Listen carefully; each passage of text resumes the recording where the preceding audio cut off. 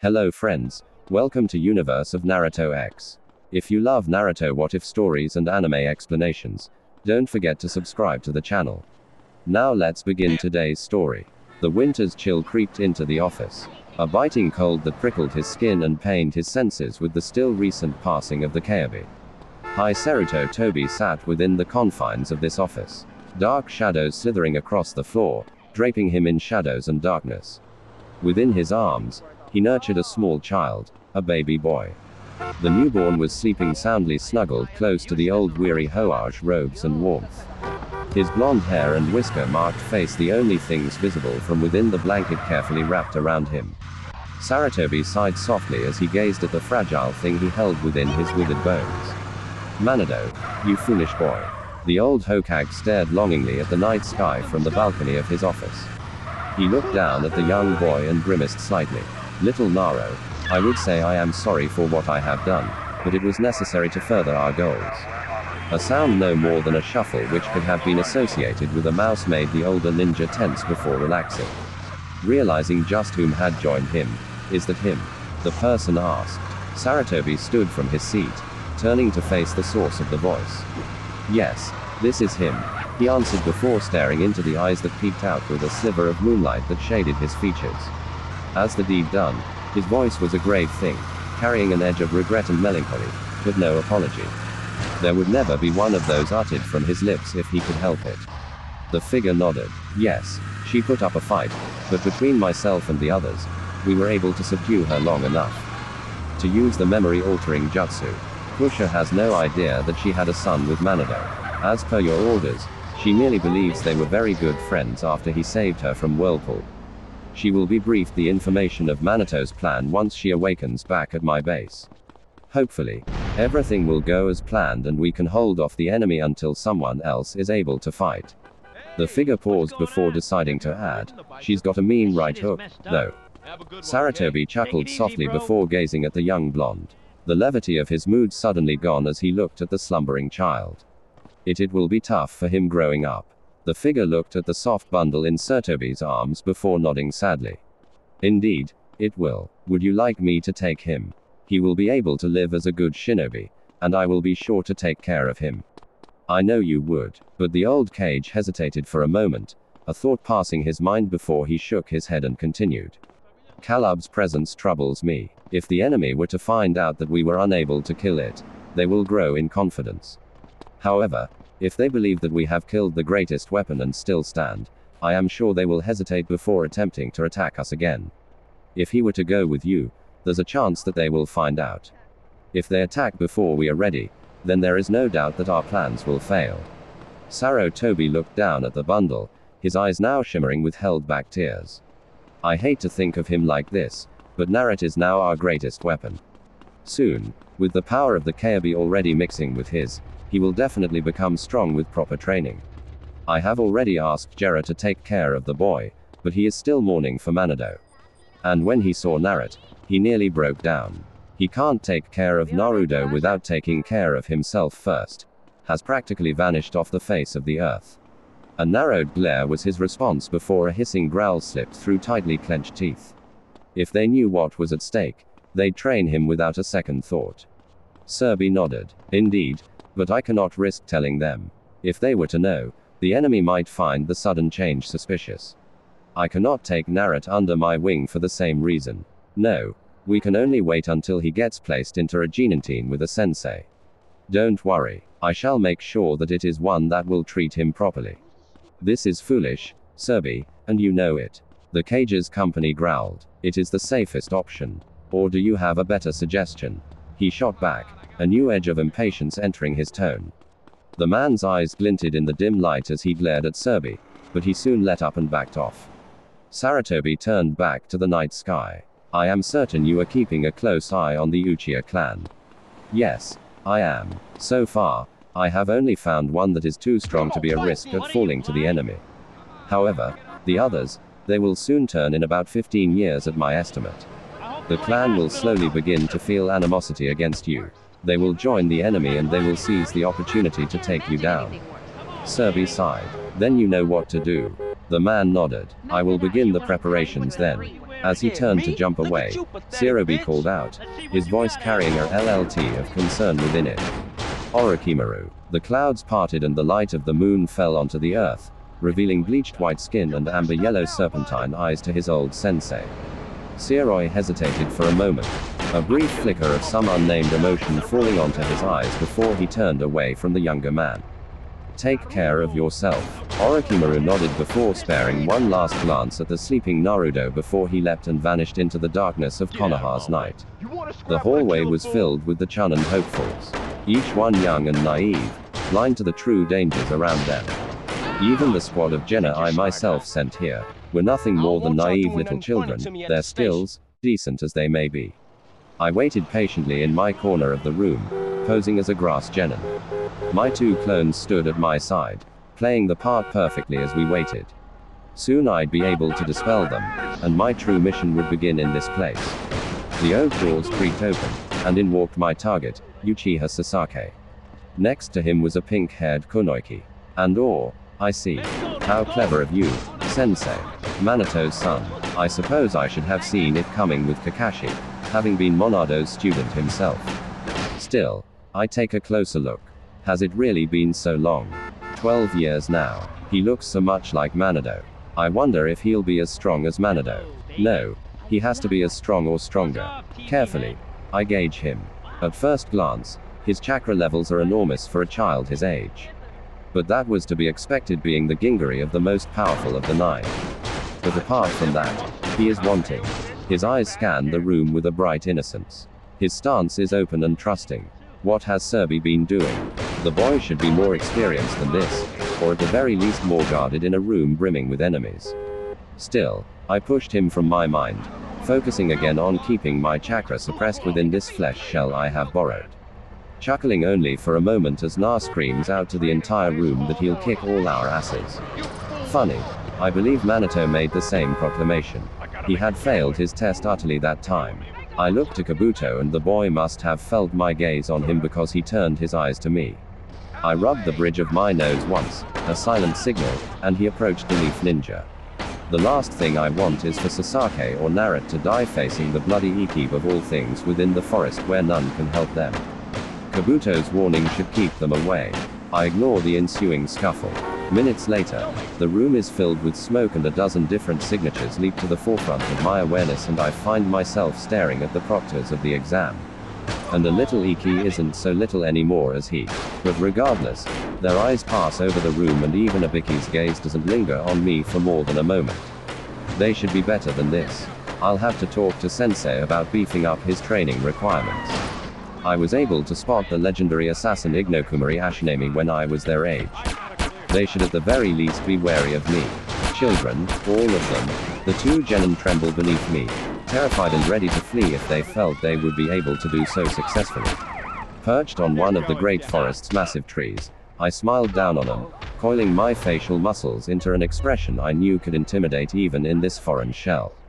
I was surprised, however, when I felt the snake I had summoned to distract Naruto be forcefully dispelled. Had Naruto defeated it, perhaps Serbi-sensei had trained him better than I thought. I had not sensed a rise in demonic chakra. That means he most likely did it on his own. Interesting.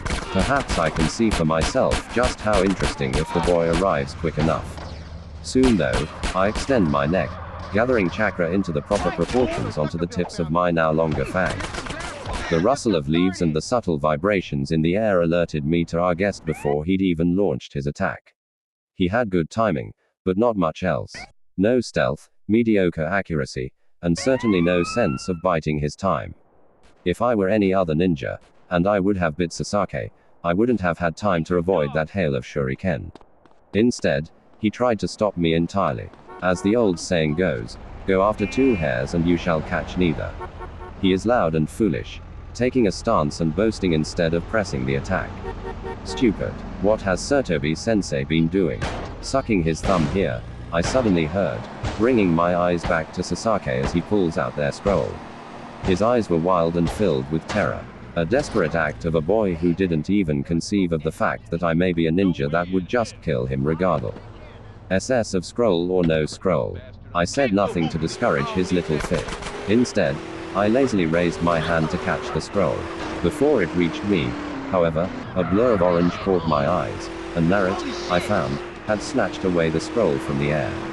His body language tense and laced with anger. As he turned to face Sasaki, I saw a brief flash of crimson in his eyes. Apparently, the boy didn't handle cowardice well, did he? So, much like Manado, Fool Boy, I molded the chakra within me as I formed my hand seals. Kushio's no jutsu. The ground shuddered beneath my feet, lurching forward as the smoke cleared beneath me, revealing a giant snake that towered over the children. It was slightly surprising to me, however, as I saw Na rush to the attack, heedless to the danger, or simply uncaring of it. The boy's strength could be likened to the snake recoiled from his blows, the sounds of the impacts dying away in the surrounding darkness as they rained with the heavy claps of thunderstorms that shook my bones. Impressive, but not nearly enough. I soon beat the boy back and turned my attention to Sasaki. My expression once again twisting itself to reveal gleaming teeth.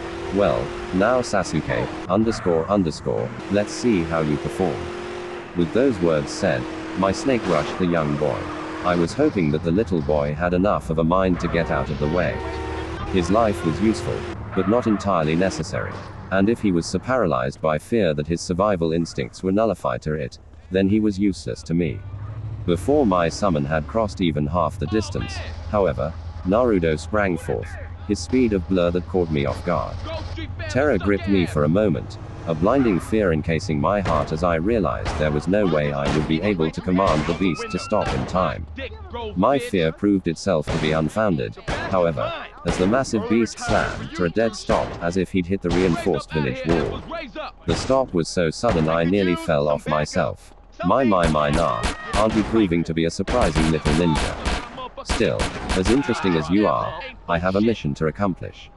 I extend my tongue, the rough muscle coiling around his upper torso before pulling him upwards, raising his shirt as he struggled.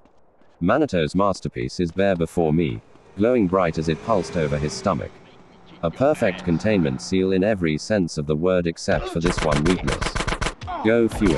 The chakra dies away and Naruto's eyes flutter closed. Body limp. Unconscious. Now let me finish giving the Uchiha the cursed seal so I can get the hell out of this place. Satobi Sensei's body lays at my feet. Unmoving blood trailed from his lips onto the cold floor, seeping between his teeth as he smiled. A wide, hopeful smile that seemed to outline every wrinkle and blemish on his aged skin in a strange light. Relief was the emotion I saw there, mingled with trust, forgiveness, and understanding. My arms burned at my side, the flesh becoming black and brittle in the wake of Sensei's attack. But it was little compared to the agony that blossomed in my chest. And as I saw the death god vanish wordlessly into the netherworld, Sensei's soul and my arms in tow, I found my gaze returning to his still form, numb and uncaring to the surrounding chaos, even as those I had named, the sound recalled to me in harried panic. I wish I could have learned one of those elusive space-time abilities. A way for me to freeze everything, or perhaps even return to things differently. Even knowing that Sensei had asked this of me, it left a bitter taste in my mouth. But alas, I do not have such techniques, nor do I have the time to dally all day with my own regrets. The barrier dissipated, and I called the retreat, sparing one last glance at Sensei's still peaceful form before I made my escape. Goodbye, Serbi. Sensei. Unate glares up at me. Chocolate brown eyes as fierce as I'd ever seen them. So long it has been, hasn't it? You hate me now, don't you? He hate what I've become. As does everyone in Konoha. On some level, perhaps you may even blame me for what has happened to you, don't you? Perhaps that isn't unfounded. Perhaps if I had stayed, remained ignorant to the world around us around Konoha, things would have been different. Perhaps I would have been assigned to the mission with Dan or Jiraiya or another ninja that was free the day because I was carrying on some of the mission loads. So many possibilities like the one I put before you just a moment ago. I wonder if you'll take it. It's tempting, is it not? My arms for your long-lost loves. The two people you've cried yourself to sleep for years over while drowning yourself in sake and your vices to escape their very memory. My heart clenches within my chest as I think of how painful it will be to kill you should you decide to take it. You are needed alive, but more importantly, you are needed strong. If our enemies can hold this over your head as I do now, then you are useless to us. And I can't use you. Sorry. Hi. I watch in silent dread as there is a moment of consideration in your eyes. A second in which you reveal just how much this offer affects your judgment. I am allegedly one of Konoha's greatest enemies, and you are still willing to consider it to give me back the hands that killed Sensei. I cannot do this. Not yet. You were always a heat of the moment, Kunoiki. Something I burned you for constantly when we were younger. I need to leave before you let this heat of the moment seal your fate. Consider it a mercy, hey him. I tell you to think about it, granting you a leering smile before I vanish in a cloud of smoke. Kabuto at my side. I pray and hope with all of what remains of my heart that you will not take this offer.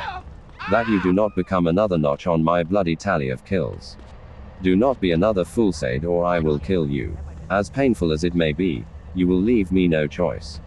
I will kill you. The Ringan was a technique I had long ago lauded as one of the greatest close-range assassination ninjutsu that had ever been made. Unlike Kakashi's hailed Rakiri or its B-ranked variation, Chidori, this technique not only did more damage, was quieter, but also did not require for the wielder to rush their opponent with such speed. The tunnel vision would make it virtually impossible for a non-Dojutsu user to wield it properly. Even incomplete, it was a technique that could easily kill a man with even a glancing blow, let alone a full hit. Such was my respect for the technique that Manado created that I never even thought of learning it. It never even crossed my mind. It was Manado's technique and Jerius by proxy, their signature. Oh. There is little doubt that I could do it within a few days of training. I am a Sonin after all and renowned ninjutsu specialist throughout the world, including forbidden techniques which are much more difficult than the normal ones obviously, but I never did learn it as useful as it would be, and other than Jiraiya I figured the ability would die with Manado himself. So I was reasonably surprised when Kabuto found himself on the receiving end of said technique, and the perpetrator of said technique was only a 12-year-old boy, your son indeed, Manado. I looked over to Sunyunad, then to Naruto, and then to the Kusanagi blade I held with my tongue. It was a gamble, but it was the best way to see if it was truly worthy of Sensei's old position. Jiraiya being here could only mean that after all, that they were seeking her to become the next Hokage. If they were going to indeed give it to her, then she would have to pass my own test before I let her take RK Sensei's place. She would not be allowed to half it. With a sharp kick that connected solidly with Jiraiya's chin, I lunged for the now unconscious blood, planning to shift the blade at the last possible moment to avoid a fatal blow. With a blur, however, I found in front of him, my blade slicing deep into her upper back instead of nah. I smiled slowly, an upturn of my lips that went unnoticed amidst the chaos even as she turned and backhanded me with that monstrous strength. Looks like I won't be forced to kill her after all. Normal path. The rain beat against him, sheets of water falling and soaking him completely. His silver hair fell down over his neck and face, droplets of moisture falling from his drenched hair and trailing down his mask. He rushed through the trees at top speed, the wind that coursed around him from his speed chilling him to the very bone. But he paid it little heed, focusing entirely on reaching his destination. The residual chakra that lingered in the air, giving him a sense of foreboding. Were they alive? Wounded? Were they dying right now? Were they both already dead? He pushed himself harder, faster, the trees blurred into nothingness, and he merely focused on which branch he needed to jump to next. As he burst through the tree line, his eyes scanned the valley floor, merely a passing notice to the destruction around him. His lone Sharingan did a clean sweep of the valley floor before it finally zeroed in on one of his students. At this distance, merely an orange and blue blotch on the valley floor. He leapt through the air, powerful legs, giving him the propulsion needed to reach the blonde's side in a single bound. He reached forward, checking his vitals, sighing in relief as he felt the steady pulse of a beating heart bend. Beneath his fingertips, Boren trotted up behind him, flat face and wide eyes as somber as ever. Strange that they would have their confrontation here, don't you think? Yeah, the copy ninja responded, not wasting any time before he scanned the blonde for injuries. Finding none, he allowed himself to breathe again. Now, taking a moment to scan the landscape, wondering if Sasek's broken body would be found under some of the rubble. Another question for another time. Right now, he needed to work on preserving the one was certainly still living. He wordlessly moved to pick up his student when a voice familiar and dangerously calm spoke up from directly behind him. Step away from the boy, Hitaki see. The voice was cold, guarded, and Kakashi felt a chill crawl up his spine that wasn't caused by the chill of the rain. Ever so slowly, he turned, praying to whatever deity in existence that this was some kind of sick prank Naruto had somehow pulled on him. Promising to pummel his student into a lump of black and blue if this was so, but not trusting his luck to be that good. And as he turned, the gods proved themselves vindictive against him indeed, as he found the apathetic gaze of Uchiha Ataki's staring back at him, his usual bored indiffer. Ends shining through just as easily as Kakashi always remembered. He was thankful that he'd already had his sharing uncovered. He doubted the Uchiha would give him the luxury of time to do so. Kakashi knew that Itachi was a ninja that had long ago surpassed him in skill and raw power, even without age. Mangio, there was little chance he could succeed here in a straight fight. But all he needed was a moment, a single moment where he could knock Itachi away or distract him enough to pick up Naruto and run. He was sure that if he really pushed himself, he'd be able to match or perhaps outrun the Uchiha entirely. Konoha was a mere 3 miles away.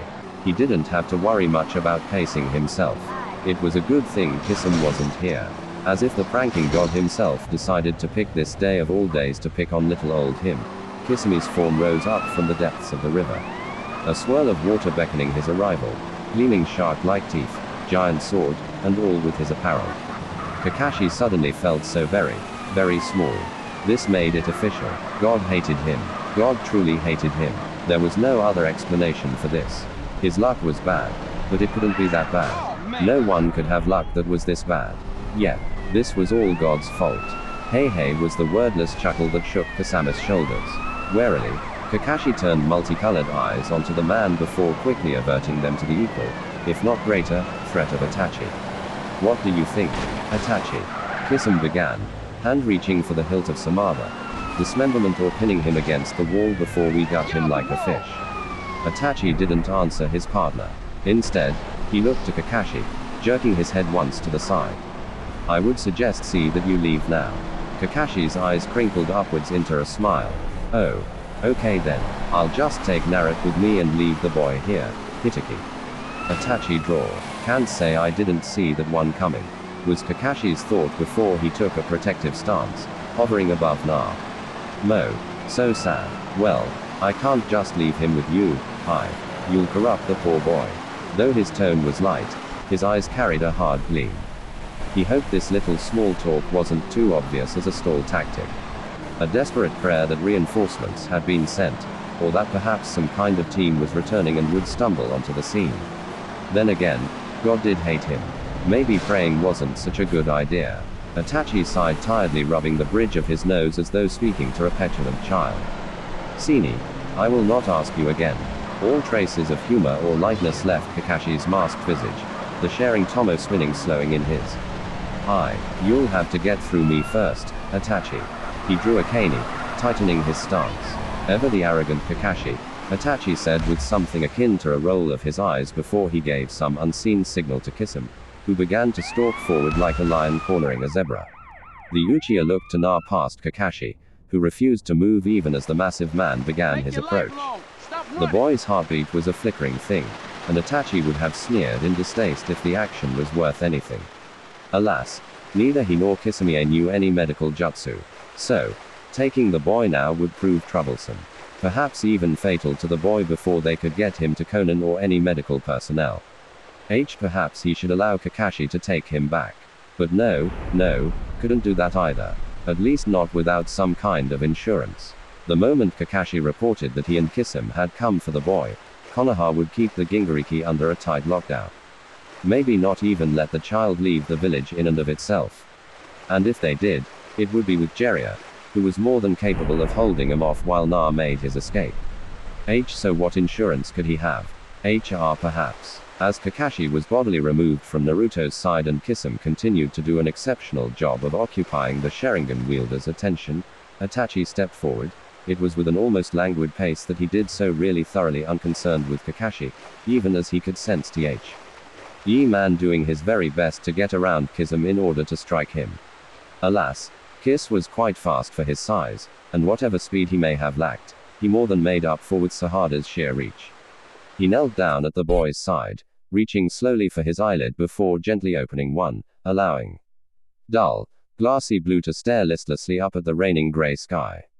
Placing 2 fingerprints onto a pressure point along the base of his neck, the Uchiha sent a quick spark through his system, the minor jolt, dancing along the Uzumaki's nervous system and finding the synapses of the boy's eyes that arcade him to the land of consciousness, if only for a brief second. 1 second was all he needed after all. Tsukiyomi. XXXXX. The world was dark. Dark and everything hurt. Na wasn't sure when or how he got to this place. All he knew from the moment he could think and feel and recognize this place is that he wanted to get out of it. He opened his eyes, finding shadows of blood-red liquid seeping out of unknown walls, taking shape before distorting themselves and vanishing again. What had happened? The last thing he could remember was ... Sasaki. He had been fighting Sasaki. Where was that bastard? He'd promised Sakura he'd bring him back. He struggled to his feet. Sharp agonizing pains ripping through every limb and taxed muscle in his body. Finally, he made it. Standing on legs that he felt would abandon him in a second if he so let them. He leaned forward, hands on his knees, struggling for breath in air that was too thick and too hot to be natural. Just what the hell was this place? Interesting. The voice had him swiveling around with a startled yelp. Tripping over his own feet to back away, he found himself staring up at the shadow-veiled image of Uchiha Itachi. What the sass's bastard brother. As eloquent as ever, I see. Still, the effects of the Tsukiyomi I see are somewhat weaker on an unconscious mind. It took me much longer to find you than I expected. Na didn't know what the hell he was talking about, but what he did know was that the shapes around high M were becoming sharper, more defined in shape, no longer mere blobs of inky black and bloody red. He didn't know the specifics of this thing, but he knew one thing. Whatever this was, he wasn't causing it. And so only Sasuke's bastard brother could be doing it. And whatever Sasuke's bastard brother was doing, it most likely was not good for him. He is a bastard after all. With this in mind, his hand swirled with a ringan. Itachi watched lazily, raising a single, perfectly groomed eyebrow before giving something that vaguely resembled a scoff. And Na found himself hoisted into the air, hands and ankles tied, putting him in the position of a crucified man. What the hell? He yelled, startled before he began struggling in his bonds. Suddenly, there was a sharp agony racing up his arm, and Naruto bit down a scream in his throat, eyes clenching themselves shut as his pupils sharked to thin little pinpricks before they finally opened, trailing carefully T. Oh, look at the cane that was currently dug deep into his bicep, held there by a bored Itachi. As I said, it took much longer to find you, and for that, be grateful that you need only endure 12 hours of this. As he said this, Ataki's gaze never shifted, never revealed anything that could be discerned by his victim. Only unflinching apathy. With that said, a dozen spikes of pure black leapt from the shadows around him, impaling the young genin through various parts of his body in the span of time it took him to shut his eyes in reflex. Be ungrateful, however, that I intend to make full use of those 12 hours. Never before had he screamed so loud. XXXXXXXXXXXXXX. A fist smashed into Kakashi's jaw, sending the copy ninja tumbling through the harsh, unyielding gravel. The sound of footsteps, alerting him that Kisame was not done with his assault. He got to his feet, flipping with his hand to do so. He threw several shuriken at the charging Kisame, only for the shark man's massive samahida to bat the minuscule projectiles aside. With a flare of chakra, the hidden tags within said Kai detonated, the force of the unexpected blast making Kisame stumble for a moment. The copy ninja needed no other opening. Bright chakra lit up the valley floor, lightning racing up Kakashi's entire arm in a deafening screech that would make Nea RBY civilians believed their heads were being split open by the high-pitched sound. Reikiri, he yelled as he charged headlong for the off-balance Kisame, praying his attack would strike true and he'd be able to fight Itachi one-on-one. Get him away from Naruto. For a moment, he watched Kasame's eyes wide with shock and disbelief. Then with his precognitive sharing, he saw that expression shift to undiluted glee, and too late was he to avoid the iron grip that seized his wrist and dislocated his entire shoulder from the harsh and ABR. UPT stop he was forced to before Kisame threw his attack into the ground, burying his arm wrist deep into the granite of the valley floor. Then Kakashi's face was introduced to Kisame's foot, the sheer force breaking his arm as it forcefully dislodged it from its place in the ground and sending him crashing into the valley wall in a tangled heap of limbs. The copy ninja groaned, a dizzying nausea gripping him as bone marrow seeped through his severed bone and into his bloodstream. Hell have a fever later. That was for sure. That is if there was a later. Kisame chuckled mirthless and cruel as he stared down on the copy ninja, grinning with gleaming white teeth as Kakashi slowly pulled himself to his feet, using the crumbling stone wall for support. Blood trailed down his face from a seeping gash across the side of his head, mingling with the rain that still drenched them from head to toe. I give ya an 8 out of 10 copycat. You would have had me if you were fighting some weakling like Dara. The monster of the mist chuckled again, resting his massive sword over his shoulder. Want to go for another round? XXXXXXX. Itachi blinked slowly at the sobbing boy at his feet, his body still shivering with aftershocks of pain as he hugged himself. Though within his mindscape, he was fully healed almost immediately after the blades were removed. The pain remained long after the wound itself had vanished. The nuke nin that had slaughtered his family felt no empathy for the boy, no pity. He himself had been through worse, much worse physical injuries, and pains such as the ones he had inflicted on the Kyuubi Gingariki was merely a minor danger of the ninja world. There were worse things.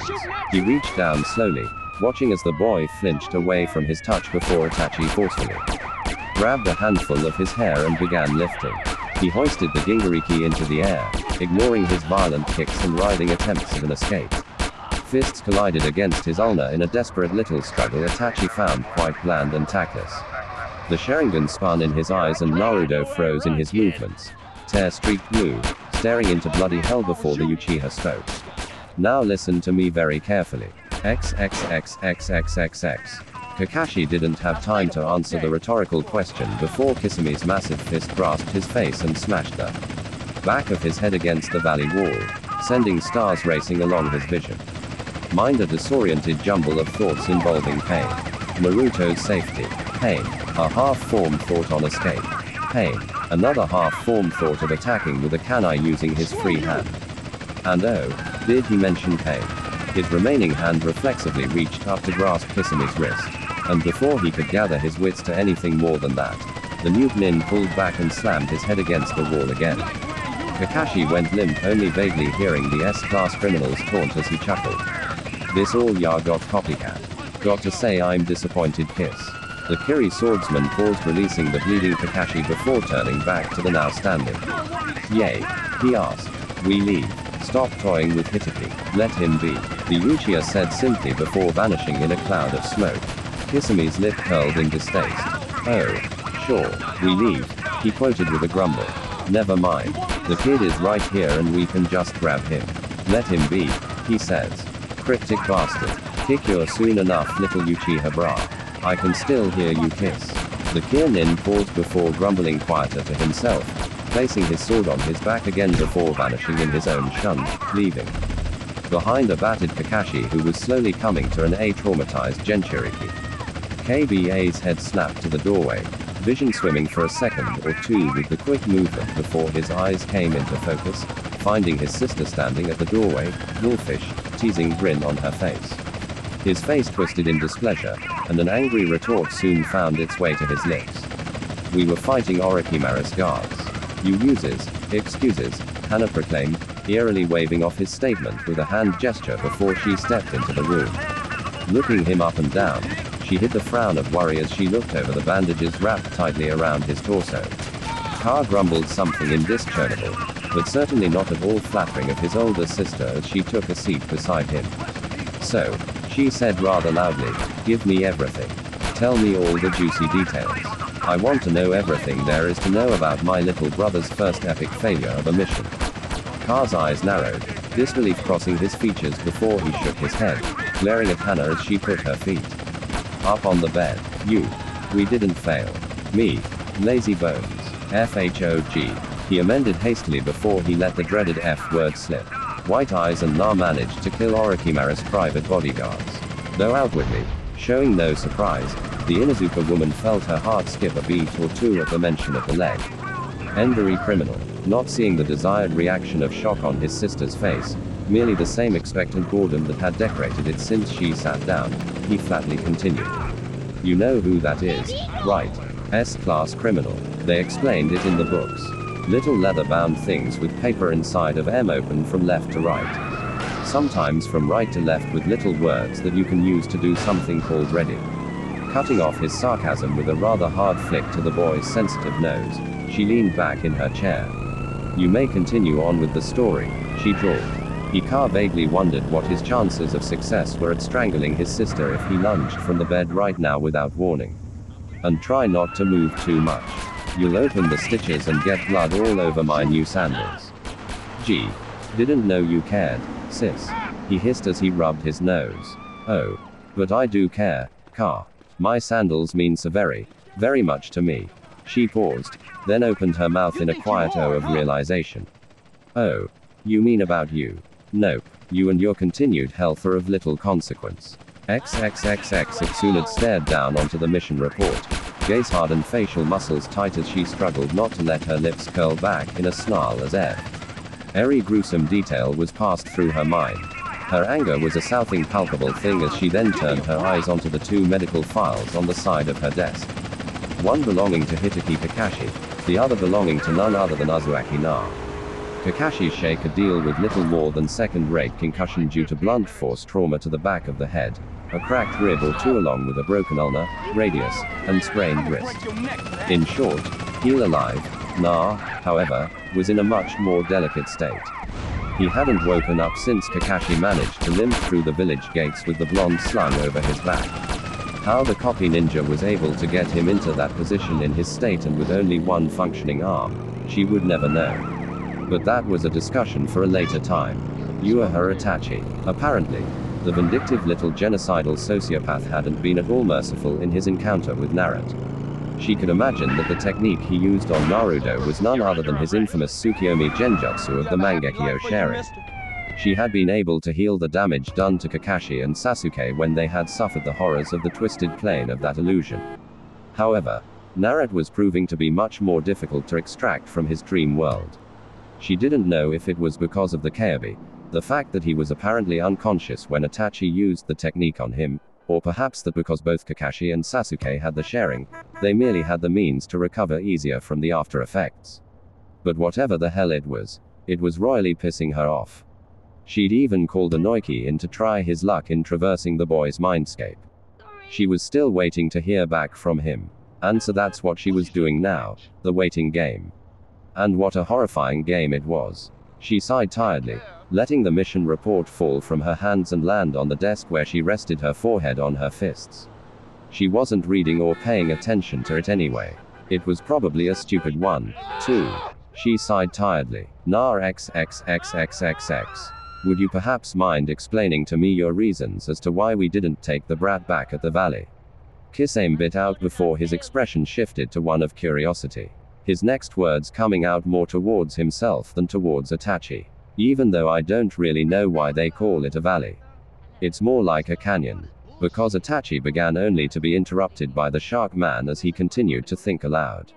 I mean, think about it. A valley is a wide flat plain between a formation of mountains.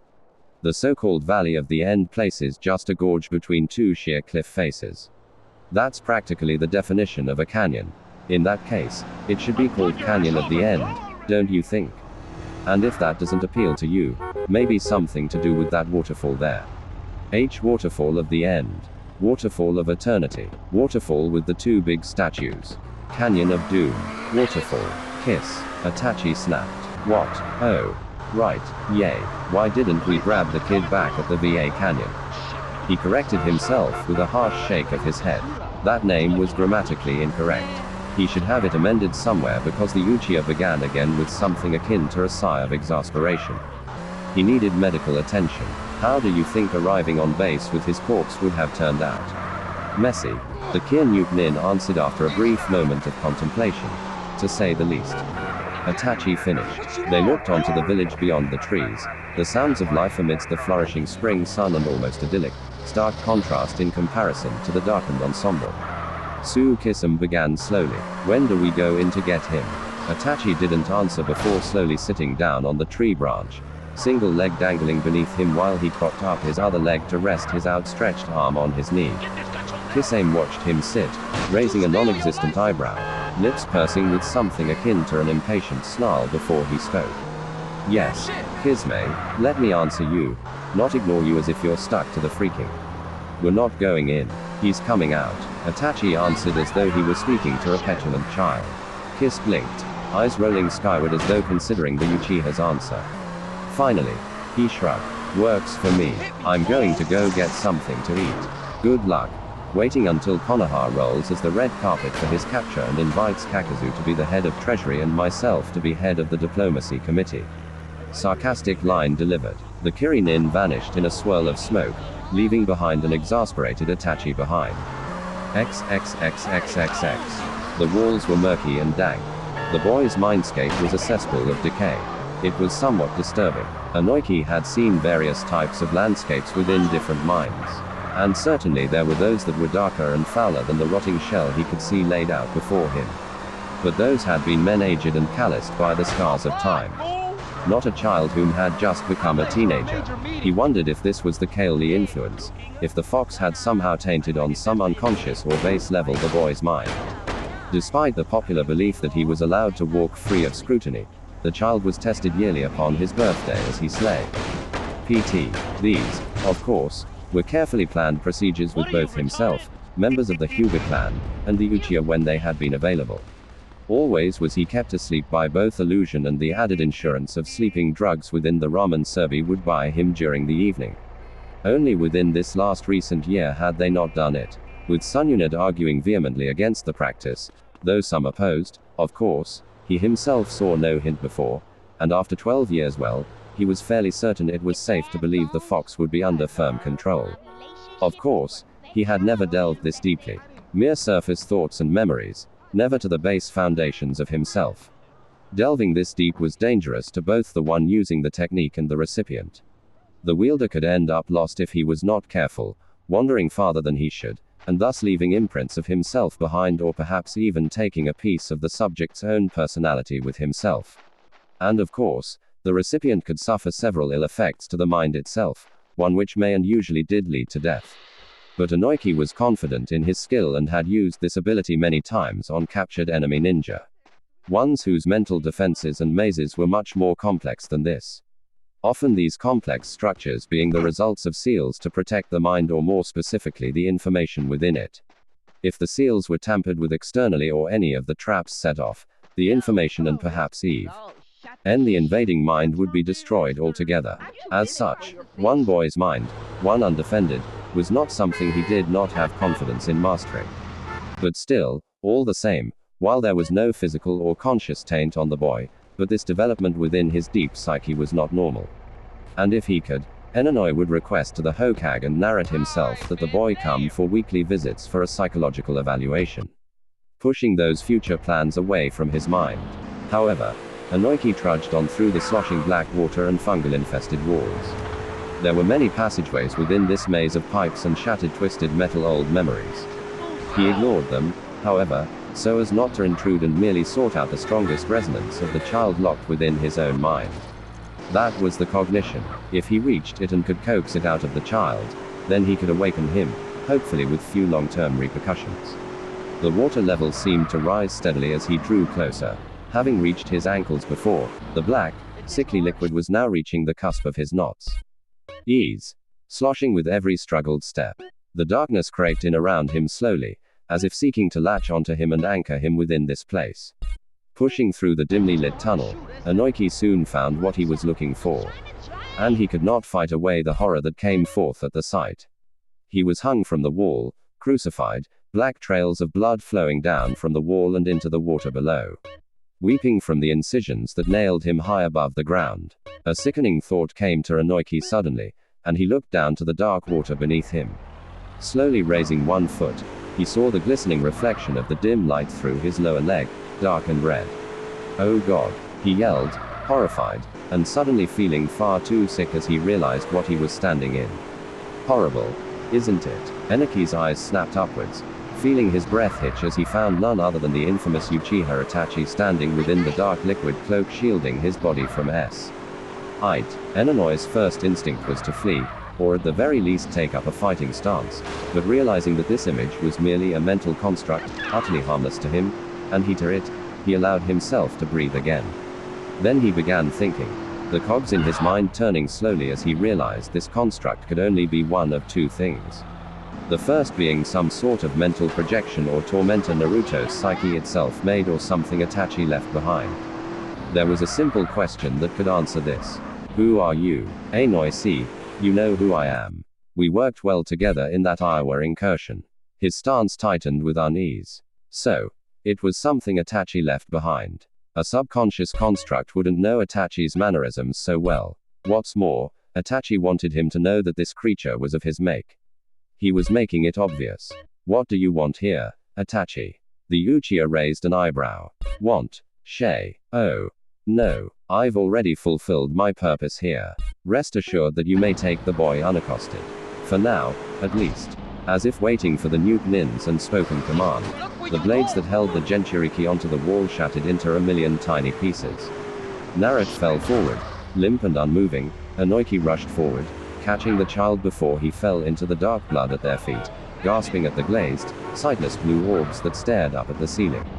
Itachi marched over to the older man's side almost amicably before he spoke. You know what you must do. Inoki looked behind him towards the source of the voice, only to find the Uchiha nowhere in sight, the unmoving body still limp in his arms as he sat within the sea of blood. XXXXXXXXX. There was silence in the hospital room, thick, almost oppressive, with nothing but the low thrum of the building's air conditioning system to fill the void of sounds. Finally, a low appreciative whistle came from the brunette as she looked to her brother on the bed who carefully took me. Asa of her reaction through squinted eyes. So you guys managed to kill those Odo Nina? Hana questioned with a scratch of her cheek. Car smirked, the familiar grin of his spread from ear to ear. Not bad for a bunch of Jenna. Hana nodded slowly, lips pursed in a contemplative manner before she raised her hands, emphasizing her next words with hand gestures. Epic failure. Despite the palpable anger and murderous intent she felt suddenly rolling off of her brother, Hana couldn't help but laugh at his purely outraged expression. We beat a couple of enemy nins, she interrupted with a wave of her hand. But your prime objective still got away, didn't it? Therefore, here she repeated the hand gesture. Epic failure. She had never seen someone physically have a conopion. But the way Ka was looking at her now made her wonder if she'd finally be able to bear witness to one. Alas, she didn't want to be responsible for him rupturing a blood vessel or something. So before he could attempt to physically reenact the no doubt homicidal thoughts running through his mind, she decided to stand up, walking to the closet where the hospital staff kept the wheelchairs, chuckling as she did. Opening the seat in front of his bed, she smirked at his still sputtering visage. Come on, little bro. Your mission may have been a total failure, but I'm guessing you want to go see some of your friends instead of sitting here all day. XXXXXXXXX Exunad Sama Shazam hesitantly spoke, entering the office with an uncertain countenance, watching as her longtime friend and mentor opened a single IT. O glare at her between the cage of fingers that was currently holding her face. Swallowing thickly, the brunette continued. Enaki-san is back from the hospital. The response spilled from the blonde woman's lips before Shazam had even finished her sentence. Send him in. Shazam gave a quick single nod before she turned and strode out of the room, leaving us glaring at the red oak door as it closed behind her, daring Inoki to take even a second longer than she deemed necessary to pass from the reception hallway to her office. Finally, the door opened again, and the Yamanaka clan head stepped in slowly, as if checking to see if it was safe for him to do so, and his head wouldn't be blown off by some strange fireball or something. Well, she questioned. The Yamanaka cleared his throat with a cough, nervously entering the office as he debated whether or not he should sit or remain standing. He chose standing, seeing how it would allow for a quick escape. Asama in my assignment to enter the mental plane of speak plainly. She groused, nearly snarling in her impatience. Enaki sighed. If she wanted him to be blunt, he would be. Itachi left an imprint of himself within Naruto's psyche. Fists clenched as she clasped them together in front of her mouth. narrowed eyes offering the only indication to the rage that boiled beneath the surface of her guarded expression. You mean to tell me that Itachi could have been torturing Naruto's mind for nearly 2 days? Enonoi quickly shook his head, knowing that she was no doubt under the belief that these 2 days might translate into the Tsukiyomi timecake, in which case Na would have been under physical torture for years, in which case his mind would have been completely broken beyond even the greatest of healers or ninja to mend, which was not the case. No, I do not believe Itachi's imprint would have any power to cause nearly as much pain or control as his legendary illusion. But while physical pain may have been absent, psychological is not out of the question. Sun Yunade breathed out a heavy breath of frustration and anger, rubbing at her temples and no doubt promising retribution onto the raven-haired Nuke Nin. Enaki paused for a long moment, waiting for the woman's permission to continue. But seeing her lost in her own thoughts, he decided to continue regardless. It appears that with the absence of Itachi's imprint, which is now gone, I have made certain Naruto's psyche is beginning to recover on its own. From my estimations, it will be a day or so more before he wakes, at which time I would suggest an immediate psychological evaluation. I myself am willing to do this, Sama. What do you think the test will show? She questioned, weariness lacing her tone. To be frank, after these events, Na may not be psychologically fit for service, either through terror of being captured by an enemy or even fear of combat in and of itself. And that would be in the best case scenario and the worst case scenario. She ventured, though it was with weariness. Inoki debated whether or not he should attempt to soften his next words, but in the end figured that the woman needed to hear it so that she may prepare herself for the possible out. Come, severe paranoia, thoughts of suicide, night terrors, crippling physical or emotional responses to memory triggers, dementia, the list goes on. The woman closed her eyes, letting his words wash over her like ice water. She gave no outward response, but inwardly she cringed at each of these suggestions and possibilities she herself knew all too well in her own mind.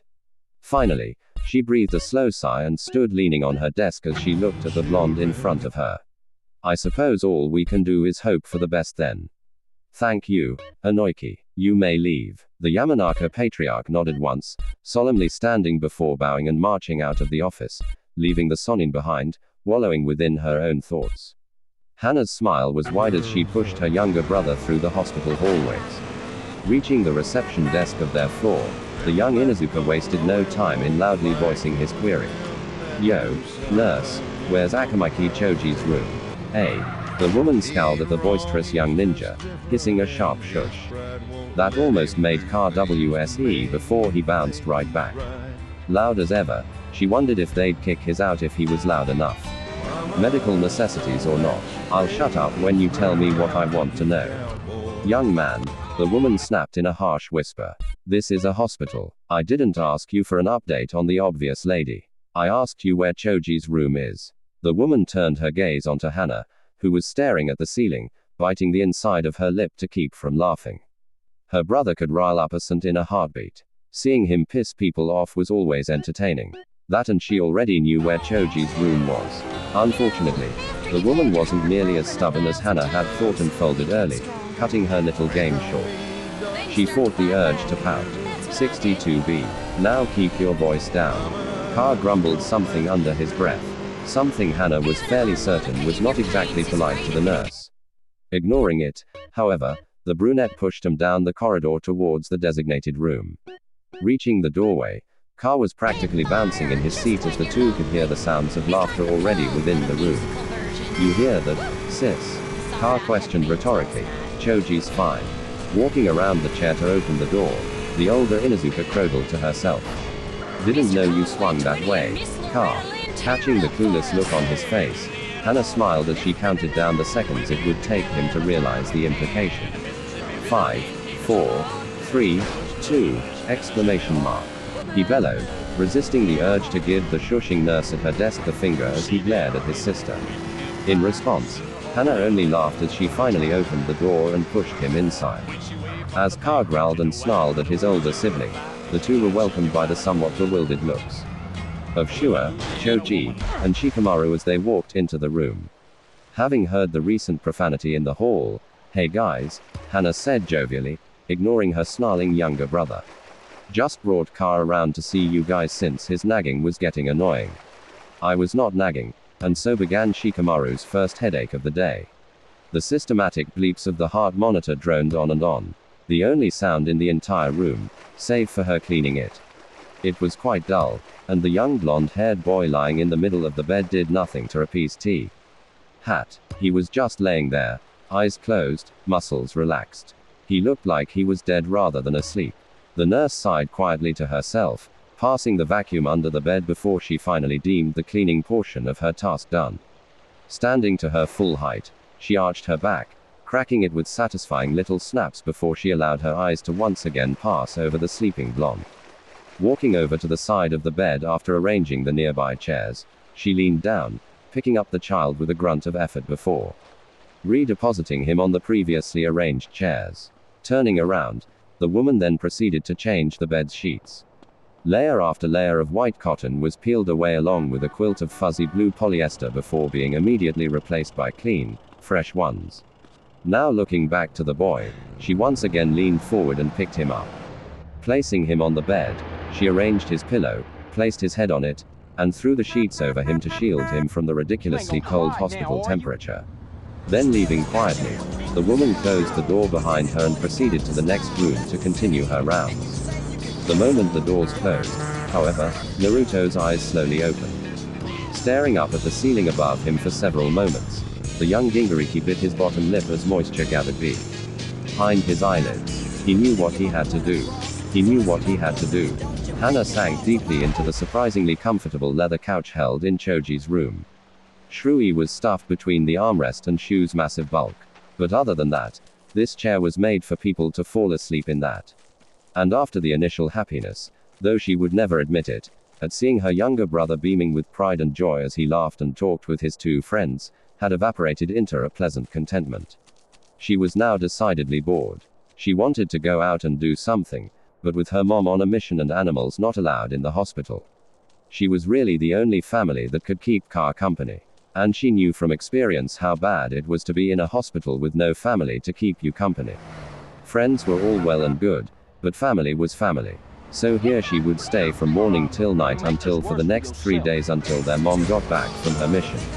After that soon could do on Car all she wanted. Hana was going to take a break lest she finally strangled her brother, which he didn't doubt he was going to tempt her to do many times over these next 3 days. Just as Hana felt as though she could relax, the door to the room opened, beckoning in Sakura and Ino, the latter of which was consoling the former apparently given Sakura's dejected and sad body language. Age and Ino's tone of voice as she rubbed the Pinket's back. Hey, don't even worry about it. I'm sure Sununit-sama's just keeping that knucklehead under lock and key because she's fussing over him. You know how close she is to him.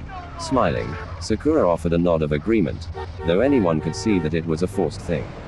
Everyone except for apparently Ino, as she turned to face the room's occupants.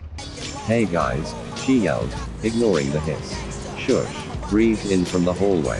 Hey, Ino. Hey, Sakura. Shoji greeted, smiling at the two girls as both girls walked closer to the bed and hugged him in greeting before turning around and doing the same to the others. Finally, as the two girls took up the place of choosing within their semicircle, Car spoke up. So, what's up with Na? Why is Sakura all moody like she's a sad drunk? I am not, the Pinket yelled, regaining her usual flair in the face of the insult. What makes you think we were even talking about Naruto anyway? Ino added, puffing as she crossed her arms for good measure. You mentioned a knucklehead. Shikamaru dead-panted. Ino held silent for a moment as Sakura again looked sullen. So she ventured once more with her vehement tone. It's not like we don't know any other knuckleheads in the village. I know you. Staring at the blonde with exasperation, Shikamaru sighed as he rubbed his temples. Yes, of course. Since so many are friends with Sakura and Sununit Hokage at the same time as well. Ino looked away, refusing to admit that Shikamaru was right. From the sidelines, Hana watched with one eye half open, fighting off sleep, while Shua looked on in interest. The Na boy leaned back in his chair, propping one ankle on his knee, while Car picked up the conversation from there. So, what's up with Blondie? I mean, now that I think about it, you mentioned Neji was recovering Shikamaru, but you never mentioned Na. That's because I didn't know anything about his condition, the shadow wielder replied, still leaning back in his chair. When I went asking, the nurse said Naruto was in a special sealed off section of the hospital. Top priority clearance. She wouldn't tell me if he was injured, critical, stable, recovering. Nothing. That's what happened to us too. Yino piped in. What? Ka and Shoji both yelled at practically the same time. Why didn't you tell us? The Inuzuka continued. What would that accomplish? Shika said with a shrug of his shoulders. You guys would only worry and still not be able to get in. What part of top priority clearance didn't you get? As the youth continued their argument, Shua and Hana exchanged a look as Hana yawned and stood marching to the door and speaking over her shoulder as Shua followed. We're going to get something to drink, guys. We'll be back, which was thoroughly ignored by the still bickering teenagers. Finally, outside, Shua and Hana marched a good distance down the hall before they spoke. That's odd, isn't it? The Inuzuka began. Yay, Shua answered. The sealed-off ward is only used for catatonics and coma patients.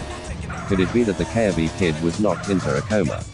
Hana asked, sitting on the top of a metal trash can as Shua leaned against the opposite wall as he shrugged in response. Anything's possible, but one of the reports Kakashi conducted on one of his team's earlier missions indicates the Kyuubi heals the kid. Can it heal brain damage? Hana asked with genuine interest. Brain damage was easily the most untreatable of injuries one could receive in the line of duty. If the fox could even heal that, then the kid would have one hell of a long career. I don't know, but Shua said, bringing a fist up to his chin. Now that I think of it, Inoki was summoned by the Hokage about 2 days ago. No mission scroll was given, and Inoki didn't really feel like talking about what the mission was about. Maybe Inoki was hired to evaluate the kid. Hana ventured, to which Shua nodded. Makes sense. If anyone can evaluate brain damage, it'd be a Yamanaka. The Akamaki admitted, pushing himself off the wall. He spoke. I'm going to look into this with Inoki. That Naruto is a good kid. Someone should at least take an interest in his well-being. Tell Choji I was called away. Will ya? Hana nodded. Sure. As long as you give me some updates on what you find out. Offering a wry smile, she continued her sentence. You know, as Kunoiki just love to gossip. Shua chuckled as he began to leave.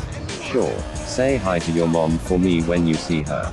Waving over his shoulder, Shua disappeared down the nearby stairwell, and soon enough Hana began to return to Choji's room. Sunyunid breathed a sigh of exhaustion as she fell back onto her chair, tossing the last of the files onto the stack at the end of her desk. She was done for today. Glancing over at the old clock that hung from the sidewall, she huffed as she looked at the time. 11:48. The moon bathed silver light through the curtains of the office, and the nighttime sounds of the village were beckoning her to a comfortable bed with clean sheets and a nice fluffed pillow. But she couldn't. Not yet. There was still one more place she needed to go. Standing, the blonde reached for her jacket, grasping the thicker material before placing it over his shoulders, pulling it tight around herself before she stepped out of the office. Finding Shazam sitting at the receptionist's desk, poring over her own share of the paperwork before her presence brought the brunette's attentions away from her work. I'm done for the day, she said, almost daring Shazam to dispute her. Whatever I didn't do, I'll get to tomorrow. To her slight surprise, however, Shazam merely nodded in response. Vanishing in a cloud of smoke, Sansanade soon enough reappeared in the hospital. Not surprised by her sudden appearance, the nurse at the desk stood and bowed. Sama, I won't be staying long. Just came to check up on him. The nurse nodded, sitting back down and turning her eyes back onto whatever she had been reading before. Marching down the hallway, Sunyunid soon found herself in front of the familiar door, pushing it open. After a moment or two, her entire body froze at the cusp of the doorway. She took in the entire length of the room, pushing down the panic that threatened to claw its way up her throat. The bed was empty. She glanced around, eyes scanning the interior before she rushed forward into the room and pushing the bathroom door open, shoving the curtain of the shower aside. The room was empty. Naruto wasn't here. She didn't waste another second. And Hana stretched languidly on the surface of her own couch as she fought to work out the kinks of her somewhat sore muscles. Sitting all day in the hospital until visiting hours were over was more taxing than a full day of training. Cramped spaces, uncomfortable chair, her loud younger brother. Yay, she deserved a break. Absently, she stroked Kira's crown, one of her 3 dogs and the only one that wasn't currently outside playing, rather lounging around here in the house next to her. She sighed, a breezy exhalation as she sank deeper into the soft leather of the couch. Her break, however, was interrupted rather abruptly by a loud banging on her front door. Jumping to her feet, kanai in hand, the young Chunin narrowed her eyes at the offending source of noise. No one did this in a clan's private compound unless there was an emergency. Marching slowly to the door, she carefully reached out and opened the doorway with the hand that held the kani. Parting the wooden portal to her home, she kept the kani safe from the intruder's eyes. Finding herself staring at a leaf-bearing Ambu mask hiding his face, Hana, he greeted respectfully. I will be blunt. There is a situation which requires trackers. Top priority. We need you and any skilled trackers of your clan to come to the Hokage Tower immediately. Hana blinked. Okay, she said, realizing that with her mother gone, it fell to her to lead the clan in her absence. Bowing once, the Anbu vanished in a cloud of smoke. Looking to the panting Kira in the hallway, she gave her orders. Find Miuri and Kumuri. Tell them to bring Tetsu and Ensano. I'll go find your 2 brothers. Giving a happy bark, Kira strutted off, allowing Hana to shake her head, wondering just what the hell this emergency could possibly be to demand the best trackers of the Inazuka. Beyond the great walls of the Leaf Village, Itachi watched the proceedings within with keen eyes. Anu and Ninja moved around to and fro, hidden from the civilians, but not from him. They were searching for someone, and he knew what, but the problem was, he himself didn't know where Naruto was. His clones and Raven thralls were scattered throughout key points of the village, feeding him information. Not one had yet to see the blonde. This wasn't good. As if to further annoy the Uchiha, it was then that Kisame announced his return with a loud burp, toothpick precariously digging through his massive fangs for whatever food was caught between the gleaming razors the man called teeth. The mud beneath his feet squelched loudly, pulling him down as the vacuum of air fought to be filled as he trudged on through the muck-filled tunnel. Dressed in nothing but a pair of shorts he'd managed to take from the hospital's laundry room, he felt disgusted as the cold, clammy mud seeped through his toes. Na bit his lip in apprehension, even as he continued marching down the hall. Could he really do this? Could he really just leave? He was leaving behind much more than just his village. He was leaving behind his dream, his sanctuary, his friends. He would be declared a missing nin, an outcast, to be hunted and branded forever, a traitor to the village. But he had to do this. He had to. It was the only way. The overhead lights cast dim shadows across the floor, the tinted yellow bulbs, creating a bleak environment that only further sank the Gingery into his depression. Finally, he found it. The halfway marker, a leaf insignia posted at the top of a metal pole, the only one for the next 2 miles until he reached the exit. He looked to the right. Marching over to the wall, he tapped on it twice. Then, shifting his fist, he tapped again on a different spot, listening to the hollow thrum of a secret compartment behind the wall. He tried pushing the thing first, only to feel the dismal muck beneath him hamper its opening. Then, when his efforts continued to ring with futility, he marched to the opposite wall, turned around and slammed himself full force into the resisting wall, shoulder first. The metal hinges gave a groan of protest before snapping in two with metal chinks before the pieces fell onto the muddy floor. With dull plops, now pushing the rest of the door aside, Naruto could look around the room. Standard ninja equipment hung from the walls, preserved with special seals from the moist environment it was stored in. Kanai pouches stocked full hung from the wall along with basic clothing, a few sealing scrolls and rations.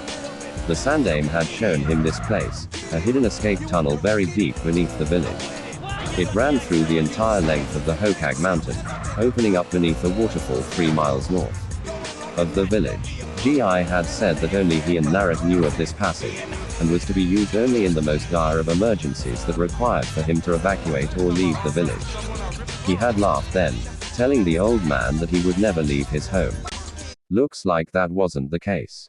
He understood now that the old man more than anyone had understood just how much danger being a Ginuriki really was. I owe you, old man. Grabbing the various weapons and clothes, Na used a nearby water canteen to wash off his feet before placing them in shoes that him 2 sizes too big and clothing that was equally large on his small frame. But he didn't let it bother him. He could get something else outside the village when he got out. And so marching back down the dark tunnel, satchel, bag of rations and equipment in hand, Naruto left the village hidden eye. The leaves. Sakism began cautiously. Where exactly is the kitty Tachi? Taking a deep breath, it was with no small amount of distaste that the Uchiha muttered his next words. I don't know. The sun rose over the village of the leaves in a fiery orange, its blazing light spreading across the entire sky like a great blanket of flames. The green sky made the dirt of the village seem red as well, teeming the entire city in a haze of rust that was strangely soothing Tosedi with its earthen look. She stood at the base of the monument, hands clasped behind her back as she fought to retain her calm. An anxiousness gripped her, which she only just managed to hide, wringing her hands continuously behind her back as she fought the urge to pace. Where the hell was Jiraiya when you needed him? The search had been going on all night.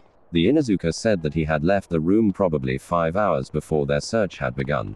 5 hours of wasted time. 5 hours that the stupid blonde had gotten a head start on. 5 hours that he'd been missing and no one bloody knew. A grunt behind her immediately brought gaze over her shoulder where the Inuzuka girl, Hana, her dogs, and several of her clansmen stood. Their faces and attire speckled with muck and grime from their trek through the tunnels. She looked around, seeing that they did not have the blonde. I assume, she began carefully, her tone guarded. That you found nothing, Hana grunted, pulling off a small cloth face mask that had shielded her mouth and nose from the stench of stagnant, still air that had stifled the lower chambers. While also shielding her from the mud that had been kicked up, though a smear of it still scuffed her forehead and the ends of her hair. You assume, right, was her response. Stuffing her hands into her pocket. He was there all right, but the mud's covered up a lot of his scent. After he got out of the tunnel, the trail dissipates into almost nothing. All we can smell is earth, which, as you imagine, there is an abundance of. The young girl's sarcasm was irritating to the cage, but not entirely unjustified, and more so. Sun Yunad knew that the anger wasn't directed at her. Not really. Just the fact that they'd trudged through what, judging from the state of her once white dogs, must have been absolutely deplorable conditions. Looking down the length of the mountain to the entrance of the tunnel, the Hokage fought the urge to growl. I didn't even know this place existed, she admitted, eyes narrowing in suspicion. How did he? Could he have dug it out himself? One Inuzuka put forward, making Hana roll her eyes. If he would have been in range, she would have smacked him upside the head. Don't be an idiot. God knows how many 100 yards of perfect tunneling with lights, support beams, and nearly an apartment's rent war. Of equipment. The kid couldn't afford this. He'd have to be working on it since he was 3. Nodded, realizing that the only two viable explanations were either Serobi or Jiraiya.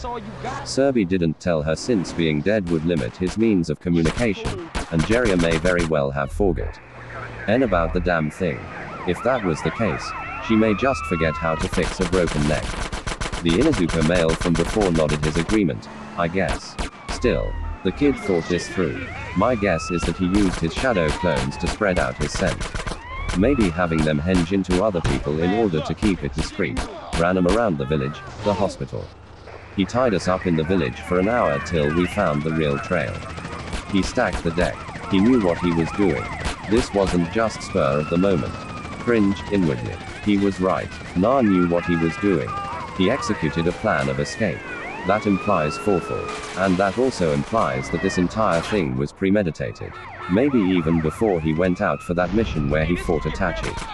For someone to just wake up from a coma and think all this through without slipping up somewhere is nothing short of unbelievable luck or an incredible amount of talent or level-headedness in the face of duress. Long story short, getting him off the hook would be difficult, if not impossible. She had to act fast, move before this could get out of hand. Looking to the Inuzuka, she gave her next orders. Go home, get cleaned up, gather your supplies, and I want you back through that tunnel and searching for within the next 2 hours. The 3-tracker ninja nodded once before they took to the rooftops, their dogs following on the street below as they headed back to their compound. Deciding that she would get little accomplished in front of the monument, she began her dreadfully long walk back to the cage tower with troubled thoughts. As for Na himself, the blonde currently found himself sitting on the branch of a tree, its massive bark barely giving a creak at the 100+ pounds of weight added to it. Legs crossed, he held a map in front of him, trying to make heads or tails of the bloody thing. He thought that he was pretty close to figuring out which way was which. All he had to do was figure out what the cross thing on the bottom right was and what the NS meant. After that, he was sure he'd get it down. Miles away east of Konoha, Itachi sighed once through his nostrils, already working to stave off the headache that he was sure would come once he opened the communications. Still, headache or not, he needed to be informed. Standing off to the side, Kisame smiled widely. Despite their situation, Itachi was not one to make mistakes. But every time he did, Kisame found he could not help but relish every single moment of his failure, knowing the little brat had been taken down a peg. That and he could bring it out later in one of their arguments. Well, I wasn't the one who lost the Kyuubi kid, was I? Mister, I'm so he'll just come to us. Let's just leave. Even though we could have taken him at the Canyon of Doom. Ah, yes, he would save that ammo. Bring it out when it really counted. He was already enjoying his imagined vision of Itachi's expression when he eventually brought it back up again. That look of anger, narrowed eyes, a small twitch between the crease of his brow and forehead as he contemplated Murd. Erring him. Ah, yes, good times. Pulling a scroll from his cloak's inner pocket, Itachi unrolled it with a flourish, spreading it across the ground, revealing the dark runes that were spread over its surface before he knelt, placing one hand on its surface before channeling chakra through the construct. Caught. The runes glowed once, and the Uchiha stepped back, waiting for a moment before he spoke. We have a problem, he began carefully, breathing once more, as if bracing himself before he finished his sentence. We've lost the Uzumaki. Moments later, chakra began to seep from the runes, manifesting itself into a corporeal shape, slightly transparent. It clearly took the form of a human, however, and soon enough blood-red sharing stared into serpentine gold. What? Naruto frowned, eye twitching as he continued to stare at the map, marching through the slick, wet grass that covered the forest floor, growing more and more frustrated with each moment that his efforts of making heads or tails of the useless piece of paper, bringing him no closer to understand. Ding it. Oh. Come on. Can't you just say Konoha is here and you want to go here? He yelled, pointing into one spot of the map so violently with the kunai he'd been using. The blade punctured a piece of it. Snarling, he crumpled the map in his hands with a huff before tossing it away. He didn't even know where he was going. Still shrugging, he decided he'd just walk until he got somewhere and decide where he'd go from there. He never really was one for planning. As he took a breath, walking slowly through the green forests in mudcaked clothing, he shifted his bag on his shoulder. His ears twitched, finding the crisp sound of running water. Marching a bit further, he followed the sound, peering through the underbrush. He smiled when he saw the river several dozen yards ahead. Awesome, he cried, lunging through the trees head first before landing on the rise edge, crouched on all fours like one of Jeria's toes. Looking into the crisp waters, he saw that it was just deep enough to harbor fish, and that indeed there were 2 or 3 fishes trying to swim upstream a few paces into the glassy surface. All right, I'll just catch 2 of these and keep them for later. That food in the closet sucked, the blonde thought, trying not to dry heave at the memory of the M's dry cube nutrients that tasted more like drywall paste than actual food. Of course, what he didn't know was that that single bite from the tasteless MRE had been just enough to restock his body's nut rent stores and energy reserves. He may not have even made it half as far as he did without having taken it. To him, it tasted like freaking toilet paper. Fish tasted better. Therefore, fish is what he would eat. Simple. Back in the northern borders of Konoha's dense forests, Hana and her team stalked slowly through the trees, their dogs ahead of them, sniffing the ground and air with almost robotic tenacity. The clan steward craned her neck upwards, wincing a bit as her eyes were stung by a spear of light that pierced the overhead canopy. She sighed, and to think she could be at home right now, languidly stretched out inside of her warm bubble bath. A silk sheet bed waiting for her outside with air conditioning and deserts along the refrigerator just downstairs. She sighed. The Hokage wouldn't mind if she throttled their target before bringing him back, would she? Naruto smiled, holding onto a single decent-sized fish with both hands. His teeth gleamed with the bright sunlight as he slowly turned around, marching towards his equipment where he would deposit the fish before diving right back in to catch the next. He came up short, however, when he found someone kneeling over his bag, hands rummaging through it with an air of casualty that was more insulting than the act. "Hey," Na yelled, sloshing through the water in a rush, glaring at the top of the man's head. The man turned to look at Naruto at the sound of his voice, blinking for a moment before he casually began to put everything back into the bag. "Oh. I am sorry. Was this yours?" "Hell yeah, it's mine. Who the hell are you?" he yelled, finishing his run across the water, where he finally reached the river's edge, splashing and sprinkling the intruder with the droplets of moisture. "Forgive the misunderstanding then. Leaving equipment alone and unguarded out here, that simply means that if you can take it without being detected, you may keep it," he said calmly before he held out the bag for Naruto to take. "I was guarding it," Na defended, grabbing the bag with a vicious snatch before he opened it and began looking through its contents, making sure everything was there. "Yes, clearly you were, since I've only been sitting here for the past 4 minutes before you noticed me." Naruto blushed, embarrassed, but unwilling to admit it as he stuffed the fish into the bag. He glared at the man, finally taking full stock of his appearance. He was older, probably as old as Bar or Erosen, though he seemed far more. He struggled to find a word, grizzled, than those two. Deep wrinkles etched themselves into tanned skin, and the roots of his otherwise raven black hair were tinted with speckles of gray, made all the more visible by the fact that all of his hair was pulled back into a small ponytail that barely reached. Head the middle of his neck. He had a full beard that ran along his jawline and chin before it joined his mustache on his upper lip. His clothes were simple, a standard traveler's wool cloak, probably cheaper than it already looked, with dust mites and holes along the lower edges of it. Dull gray in color, though on closer inspection, the clothes he wore beneath that seemed much better off. The man was tall, though, even crouched, he was just barely below Naruto's own eye level. Still, the blonde scowled, zipping up his bag after another quick inspection as the man stood up. "You didn't tell me who the hell you were, old man." "You never told me who you were either," the traveler shot back, eyebrow raised as he looked down on the young boy. Na scowled. "I asked you first that you did," the man replied. "You may call me Tadakatu. Now, may I have your name, boy?" Again, the blonde scowled, eyeing the identified Tadakatu with suspicion before he finally spoke. "Na. I see. Nice to meet you then, young Na," the man said before swiftly turning on his heel and beginning a steady pace up the length of the river. Na blinked, startled by the abrupt departure, before he finally caught himself throwing on his jacket as he grabbed his bag of provisions before taking off after the man. "Hey."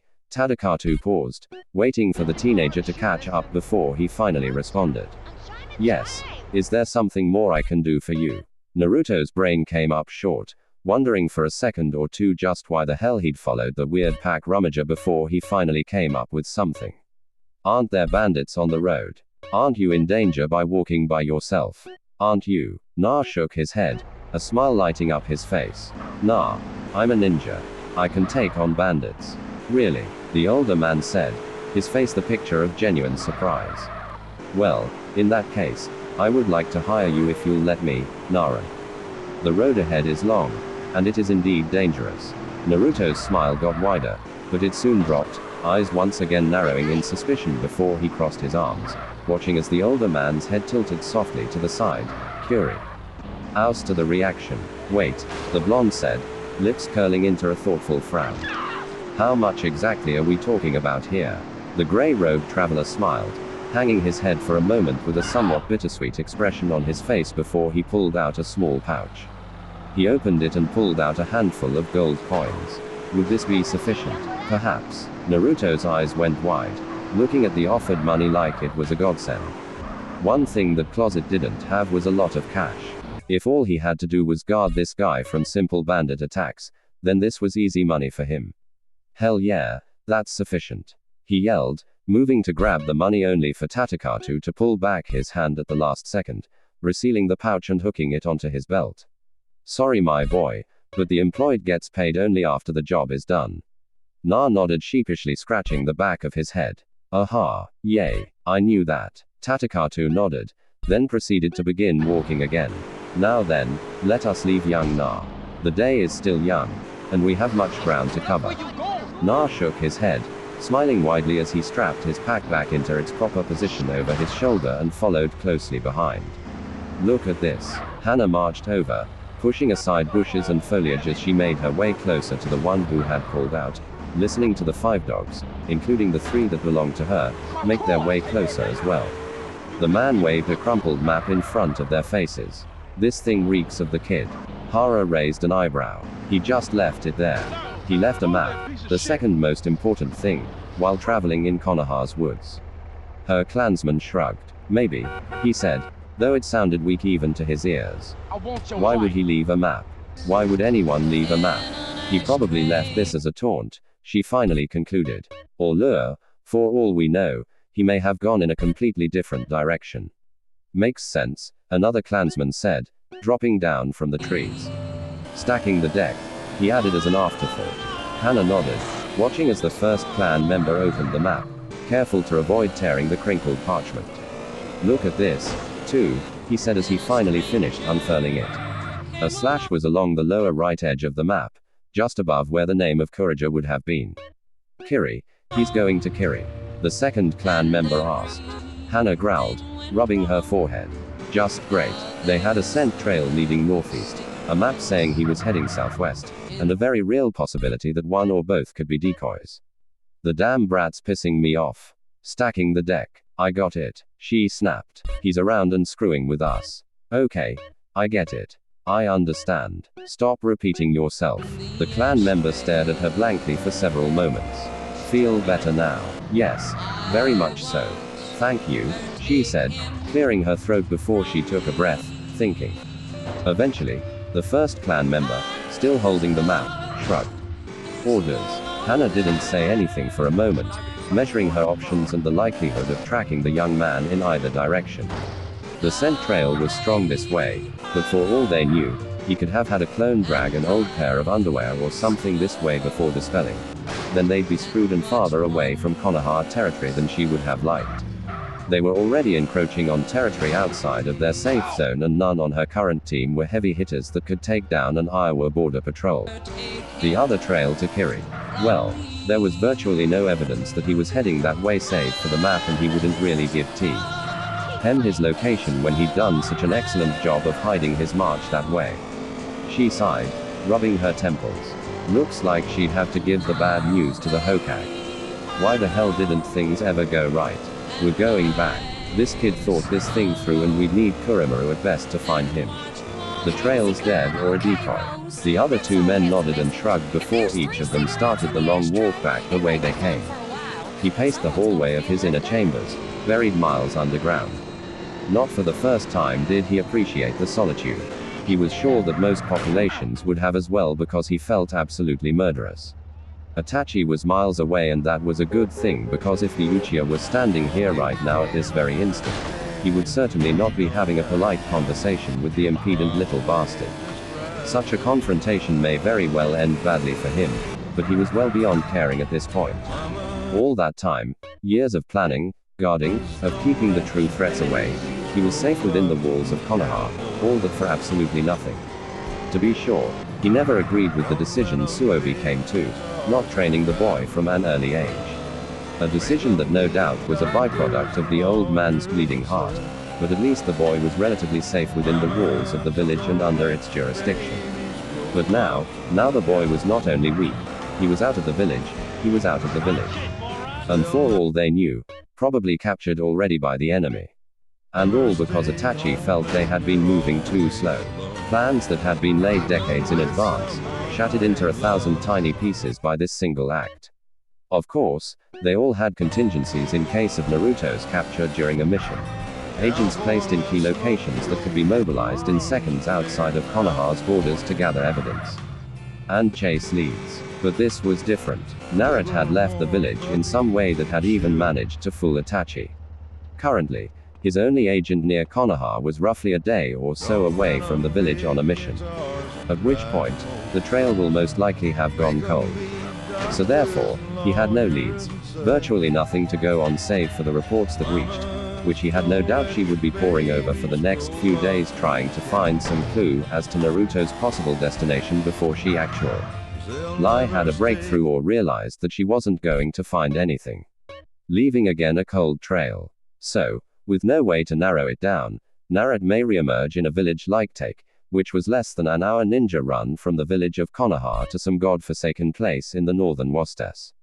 His agents were good, but they were no miracle workers. They can't cover the entire globe looking for a boy who could henge and take any appearance. They may as well try to find one specific snowflake in a blizzard. But still, he had to make the effort. Tighten the noose. Now, while it was still early, he had already sent out messages to every contact he had, focusing all efforts in villages within Konoha's borders and the ones immediately outside of Fire Country's jurisdiction. And should they find him, then things will have to be set in motion far earlier than originally anticipated. His ability to escape unnoticed by so many within a ninja village will make their enemies wary and perhaps even desperate enough to strike at him in force and not isolated attempts. Ones that in his experience had been far too close to comfort on several occasions. The true ninja are those who can keep all things unseen. Ignorance is bliss, but now he needed to be protected directly. The hidden vigil they had kept was not sufficient anymore. Then there was another worry. Naruto's encounter with Itachi itself. It could have left serious damage to his psyche. Trauma and changes that would have to be analyzed and perhaps even controlled when they rediscovered him. Though Itachi had assured them all that he had not inflicted any more pain than what was absolutely necessary to cause initial subjugation, such as nailing his palms to the wooden cross, a relatively small injury as far as ninja pain thresholds went, even for genin, considering the many meditations and sheer physical exercise they each undertook. What Itachi had done for the time he had trapped the boy in the world of the Tsukiyomi. After that, however, was what the Uchiha called subjective hypnosis. A process by which, according to Itachi's description, the victim's mind was indoctrinated to hold a preference for a certain idea over others. Something Itachi said was relatively painless, but very time-consuming in order to assure the best possible chances of it being successful. In this case, leaving the village had been Itachi's suggestion. Next time, if there ever was a next time, the damn Uchiha should specify to leave the village stupidly. The snake son shook his head. This was getting him nowhere. He had to think of something more, anything that he could do to improve the chances of finding some kind of success from this dismal situation. So far, he could only think of one option, and it wasn't an option he wanted to follow. He rubbed his pale forehead, growling at the pulsing migraine that was threatening to overtake him at the moment. What a bloody mess. Not for the first time he regretted the fact that he had chosen Kabuto to help him for the immediate aftermath of the attack on Konoha. He was the most competent of his spies by far and the one whom had the most amount of time within Konoha's walls. Considering his status as a genin, he may have actually been able to salvage this situation before it got out of hand. But alas, the silver-haired medic was stuck here where he could do nothing to help the situation. Orochimaru sighed, sinking down into his chair as he leaned back, staring up into the ceiling. There was only one option at this point, only one that would increase their chances of capturing the block. Jinchuriki quickly. Why can't things ever go according to plan? The smile was there and it was irritating. It had been there, sitting on that blue face for the better part of 4 hours. Stopping in mid-stride, the Uchiha did an abrupt about-face, finding Kisame standing there once again, smiling. Is there something you would like to say? He asked, eyebrow twitching in irritation. Kiss raised his eyes heavenward, pursing his lips in mock consideration before finally shaking his head. No thanks. I'm good for now. Growling, the Uchiha considered the benefits it would bring to simply kill the annoying fish man with Amaterasu once and for all. He almost went through with it. There was only one problem. Kiss, he said as he extended his hand. Could you hand me our food reserves, please? The Kirinin raised a non-existent eyebrow. What the for ... I would like to eat something. For some reason, he could not explain. Kiss felt as if he should hold on to that storage scroll.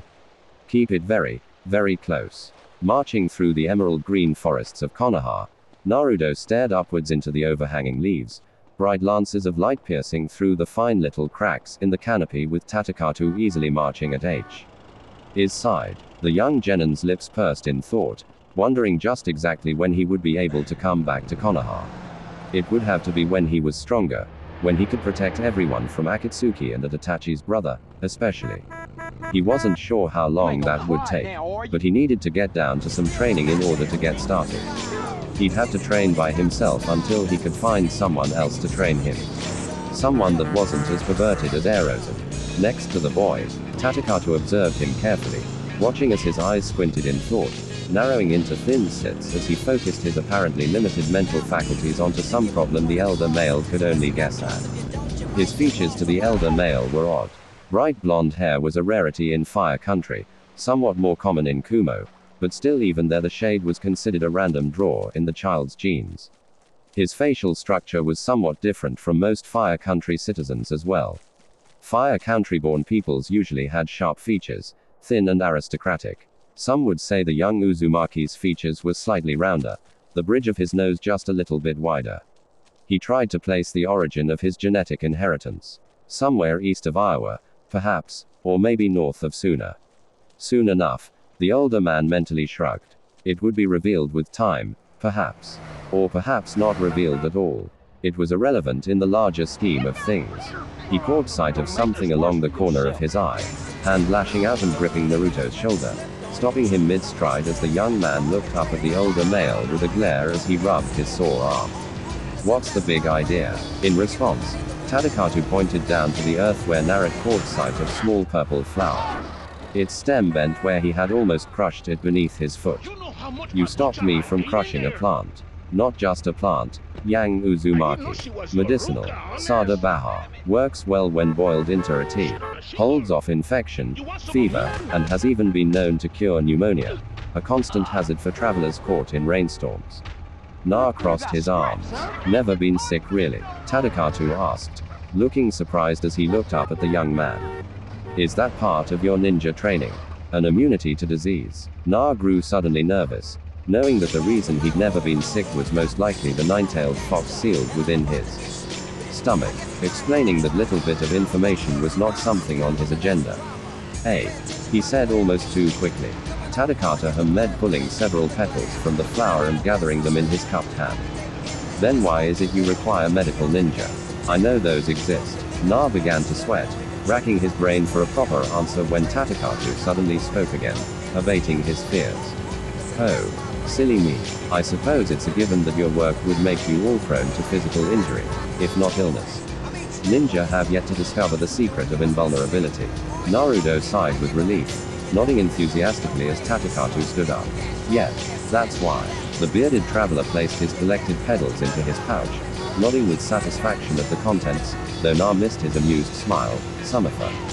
Tea like a father indulging the fantasies of a young child. Well, now let us continue on then. Smiling, Na once again marched side by side with his employer, brain swiftly returning to solving his dilemma on just how he was going to get stronger. Meanwhile, miles away near the other side of Fire Country, the toad Sonnen lunged from tree branch to tree branch.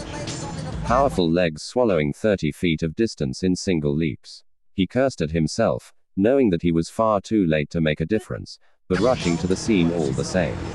That damn brat. How could he be so stupid? He had been near the southeastern coast looking up some old contacts meant to keep a tight net of eyes around Kiri when the messenger slug had reached him. He hadn't stayed for very long after that. He knew he wouldn't be able to find Naruto by tracking him. The trail would be days cold. No, what he needed was to get to Konoha, where he could send out messages to all corners of Fire Country with all the speed that could be given. Tighten his network of spies and information brokers around Fire Country quick before Naruto could escape the boundaries of the country where his influence was strongest. Otherwise, the blonde would be a nameless, faceless kid in the nations beyond where he would never be able to find him, and he could. Held and let that happen. Stupid brat. As he continued leaping from tree to tree, however, something dark jumped out at him from the canopy above. With reflex action, the toad Sonnen drew a cane faster than most men could blink, slicing the thing's head clean off of its body. While in midair, landing on the next tree branch, the toad Sonnen planted his feet firmly on the wooden perch. All forward momentum brought to a dead stop as he swiveled around, kanai still in hand, scanning his surroundings in search of any enemy. I see your skills have not completely dulled full. Jiraiya turned, looking over his shoulder, where he found the all too familiar dread visage of his former teammate and S-class nuke ninja Orochimaru. There was a tense moment of silence between the two men as Orochimaru stood still, arms crossed in front of his chest, his usually sick grin completely absent from his features. Jiraiya didn't pay attention to the surrealism of the situation, his mind passing through battle plans and strategies he could employ in this situation as he simultaneously continued to expand his senses to the surrounding wilderness, searching for the other ninja that must be here. Then his mind started to swivel to other areas. Had this been a trap all along? Had Orochimaru been the one to kidnap Naruto just to lure him here and kill him? Had he somehow managed to synthesize a slug summoning? He couldn't think on that now. With a fast turn, he threw his previously used kana at the snake. Nin. Hands going through seals the moment the metal hilt had fled his grip. Check. Jiraiya froze for a moment as Orochimaru's voice fused and channeled with chakra escaped his mouth at the same pitch and tone of service, yelling the command word Servi had ingrained into all of them during their youth to stop whatever they were doing on the spot. It had been decades since that word had been spoken to any of them. But some things one doesn't forget. Still, that moment was enough, and Orochimaru raised his arms, holding them out in front of him as he caught the cane between his fingers and let it drop. I did not come here to fight Toe. Jiraiya held his stance, still channeling the chakra to course through his system, running beneath the layers of his skin as he held it at the ready. Alarm bells rang in his mind. Red flags that warned of various ways this could turn out to be a trap lure the devious snake was using to have him let down his guard to stab him in the back later. He wouldn't fall for it, but neither was he going to pass up the opportunity to get an inkling to the snake's motivations. This wasn't the place to fight him. He wasn't sure if he could beat the snake. Then Konoha would be short One, the manager of its most well-organized and primary spy network, and it wouldn't have any more knowledge on what Orochimaru wanted. Not to mention that the snake could still have bodyguards waiting in the woods around them. No, now wasn't the time to fight. Then what you come here for? A peaceful stroll. Slowly, Orochimaru lowered his hands, letting them rest on his side before he answered. I'm here because we both need to find young Uzumaki. Days into the march, the rain was beating heavily over his scalp, drenching him from head to toe in droplets that seemed to be more like ice than actual water, if one were to judge by how cold it was. Hit like they were solid, too. Hey, the young shinobi called out towards his grey robroid client, who still stood up in front, keeping a distance of a few paces. Up and receiving no response, Naruto called out again, hey, old man, can we stop anywhere? This is ridiculous. Tatakatu, shielded from the worst of the rain by his heavy cloak and wide straw wicker hat over his head, looked back to the boy, a single eyebrow raised as he spoke, his tone vaguely apologetic. Oh my, forgive me, young Naruto. I was under the impression that as a shinobi you had some means of shielding yourself from the rainstorm. The Genturi's face scrunched up. What the hell would make you think that? He asked, squinting as though he was trying to decipher for himself the answer to his question. Oh well, I had seen one shinobi once use a form of energy to create some protective hood over himself as a shield against the rain, but I suppose it may have been a unique ability to himself. He paused, another thought occurring to him. Or did you simply not learn the skill?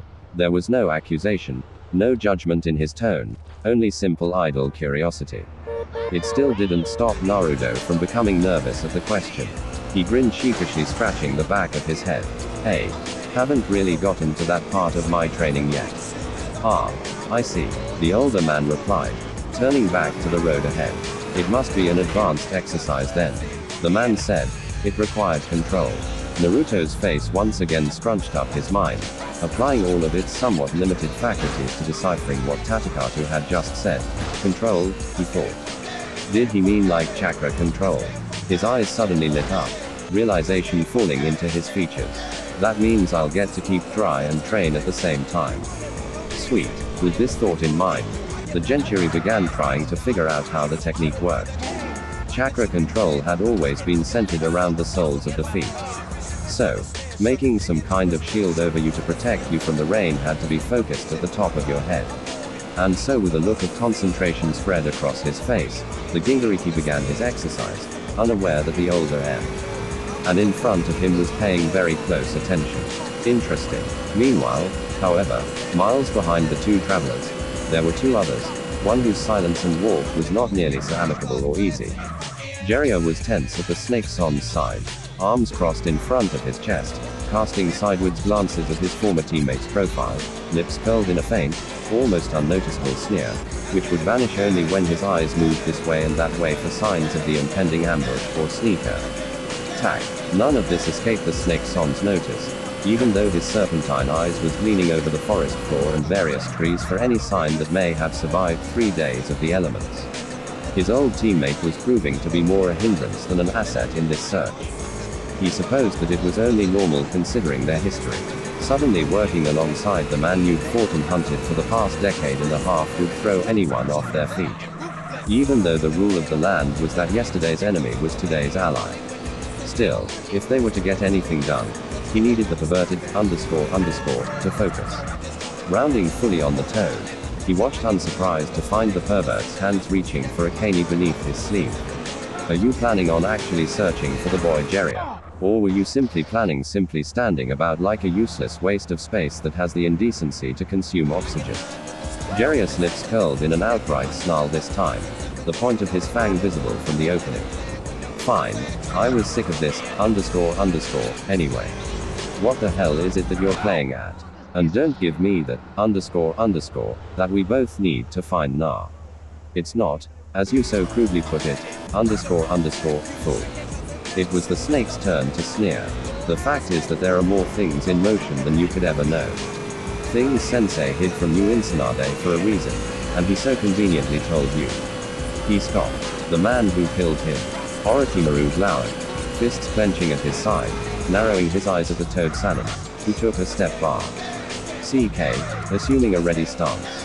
A few moments of tense silence, then his fingers eased their pressure, hands going slack at his side. Face one again, returning to neutral impassivity. If you wish to act like a petulant 2-year-old fool, Jiraiya, then leave. I will track the boy myself and send you my fin. Dings if I feel so inclined. In truth, he didn't need Jiraiya's presence. Gods above no, he did not need the oath here. What he needed was his spy networks, his connections, his ability to find people who did not want to be found. Pulling both their resources, they stood a much higher chance of finding the boy before he fell into the hands of the enemy. Jiraiya sputtered before he grit his teeth. Like hell you are. Naruto was his student, and while he didn't trust Orochimaru as far as he could throw the man while he was fighting back, otherwise he could throw pretty damn far, he begrudgingly realized that with both their resources, they stood a very good chance of finding Na. It also allowed for an unprecedented opportunity to get inside Orochimaru's layers. Learn more of his ways to disappear. It would make it easier to hunt him down when the time came. Leave and I'll send you my findings. Yay. He'd get right on that. He may have decided to cooperate, but he would be damned if he wasn't breathing down the snake's neck every step of the way. If Orochimaru's spies even found a hair of the boy, he was going to make sure he knew about it before the snake did. And he was going to make sure that when, not if, when this thing turned into a _ fight, he was going to be damn well ready to get Na out and possibly cut this lying bastard's throat wide open at the same time. Then make yourself useful, you bumbling _ the snake nin growled before swiveling on his heel, ending their conversation. Jiraiya's twisted features were somewhere between distaste and outright disgust before he too huffed and tried to focus his attention into the surrounding foliage as the two continued their search, pushing past the trees with more than a meter distance between them, with neither one allowing the other to remain behind them for too long. Finally, as the sun began to descend from its peak in the sky, Jiraiya caught sight of something. Stop, he barked, making Orochimaru halt his careful walk dead, eyes snapping upwards as he searched for whatever it was that had caught the toad's attention. 2 quick strides swallowed the distance between Jiraiya and a dying flower, its stem half broken, petals already beginning to fall. Think he came through here? He questioned half rhetorically. Or was this just some random animal? Konoha has forests don't have many large animals. Orochimaru hummed taking a knee as he inspected it. But a small boar may have done so, though he may have eaten it as well. He reeled suddenly, head jerking minutely backwards in surprise. Wait, do you recognize this? Sada Baharunid's favorite. The toad breathed, looking to Orochimaru, who immediately stated the 2 words that always held true in the ninja world. There is no such thing as coincidence. Reaching down, Orochimaru's pale, bony fingers caressed the dying medicinal flower. Fingertips soon gliding over the petals, searching for something. Soon enough, his fingers plucked a single petal, running over its surface repeatedly before holding it out to Jer. Ya, whose face twisted with confusion. What am I supposed to do? Make shampoo with it, he groused before he took it gently between his thumb and forefinger, growing silent as his fingers brushed against something familiar. Small little ridges like scratches in a canvas. Tiny, almost unnoticeable save for the fact that there were so many. He raised it up, holding the thing to the sky where the sun's beams lanced straight through it, revealing dozens of tiny pin-prick openings as though someone had taken a needle and meticulously pushed its tip through the white smooth petal. It was code, a code Serbi had taught them. He pushed chakra to the tips of his fingers, increasing their sensitivity as he ran his finger over the surface again, words leaping into his mind as though he'd never stopped using the simplistic Mies sagging system. To whichever of you three may be reading this, know that the boy is currently safe. The circumstances of his leaving are unknown to me, but the fabled professor has had a plan in place for all outcomes of his future, even in death. I will guide and protect him. Do not seek us out, for you will not find us until I deem him fit and ready to be found. Remain vigilant. Jerius' eyes narrowed, looking to Orochimaru with unabashed suspicion. How very convenient, he growled, scoffing the snake. Nin reached into his jacket, pulling out a scroll as he stood before tossing it to Jeria. Hold your suspicions if they so comfort you, fool. I have no time to be reassuring you like a coddled child. In there you will find some information. Not all, but enough to make you aware of what we face. There is a list of contacts there as well. Places where you can reach me. Help or do not. I will not waste my time. If you prove trustworthy, I will give you more information when the time comes. If I prove trustworthy, the Toad Nin suddenly roared, reaching forward to grasp Orochimaru by the collar of his jacket, only for his fingers to pass across wispy black smoke, his teammate dissolving into little more than tendrils that soon vanished in a gust of wind, leaving the fuming Toad Son alone in the middle of the clearing. Teeth clenched so hard it felt as though one would chip. Fists so tight his fingernails would break the skin of his palm. Beneath the canopy of trees, whose leaves offered them shelter from the still beating rain, Naruto lay on his back, arms spread wide as low snores escaped his open mouth, a small fire crackling in a pit just a foot or so away from him. The grey-robed Tatakatu sitting across the fire, watching the boy intently through brown eyes that glimmered in the firelight. Interesting. His chakra control is as expected.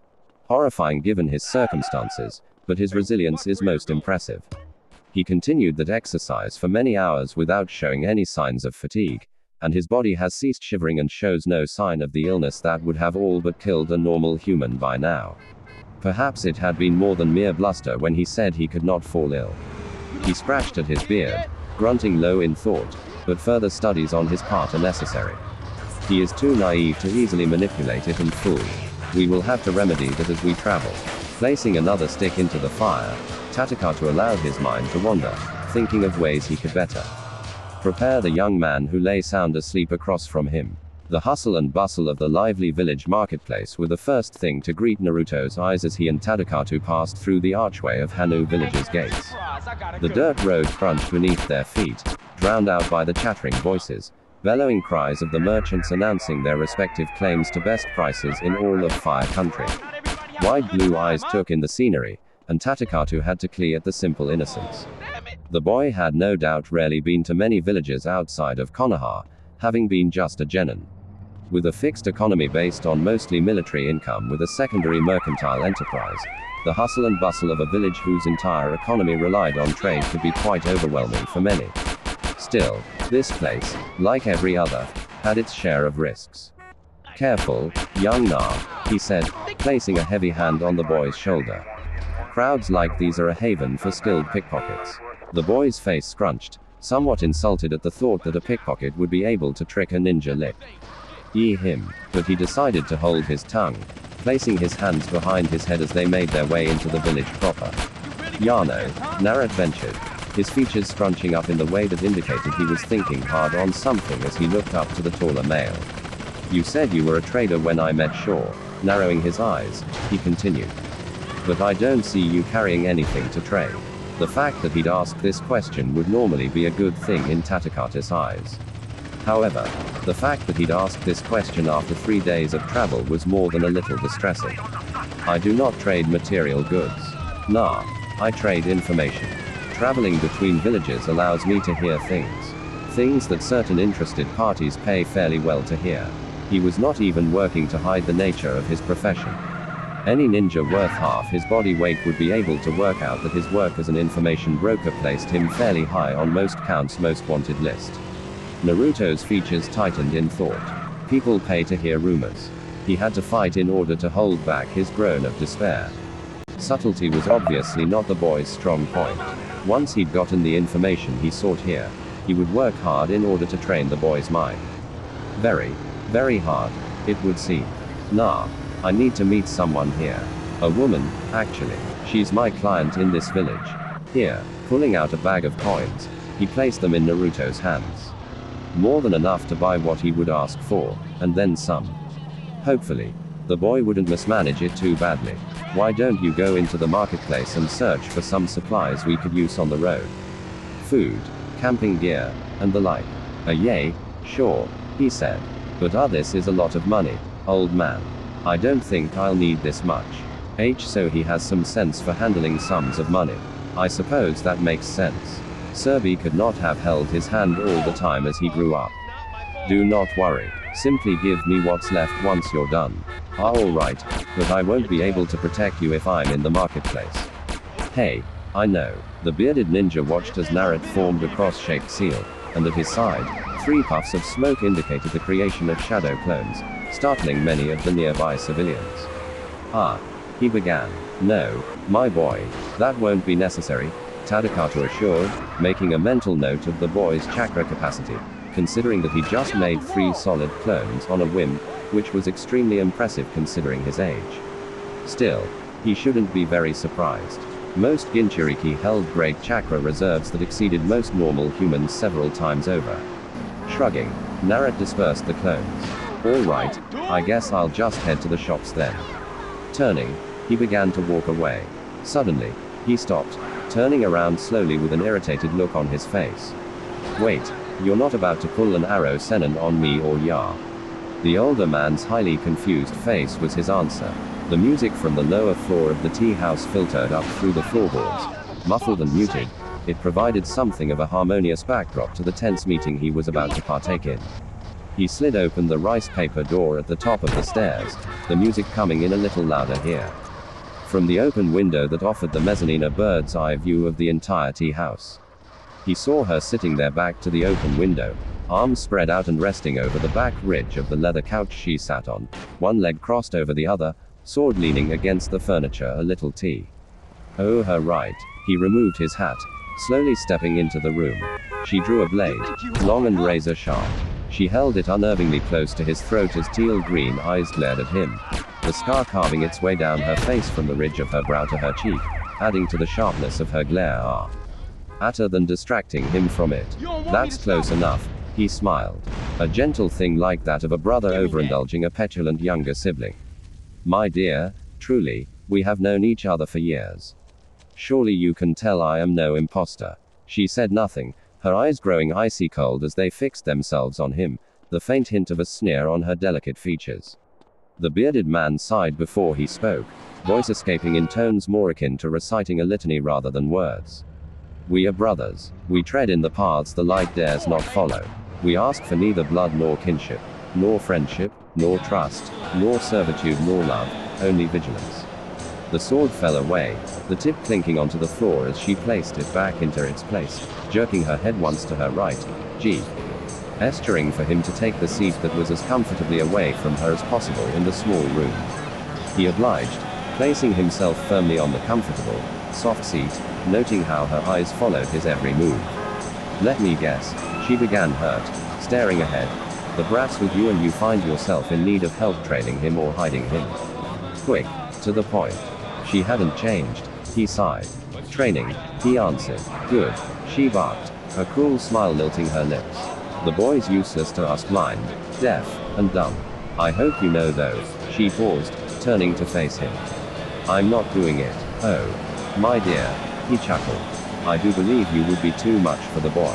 However, I did have someone else in mind that you may help me locate.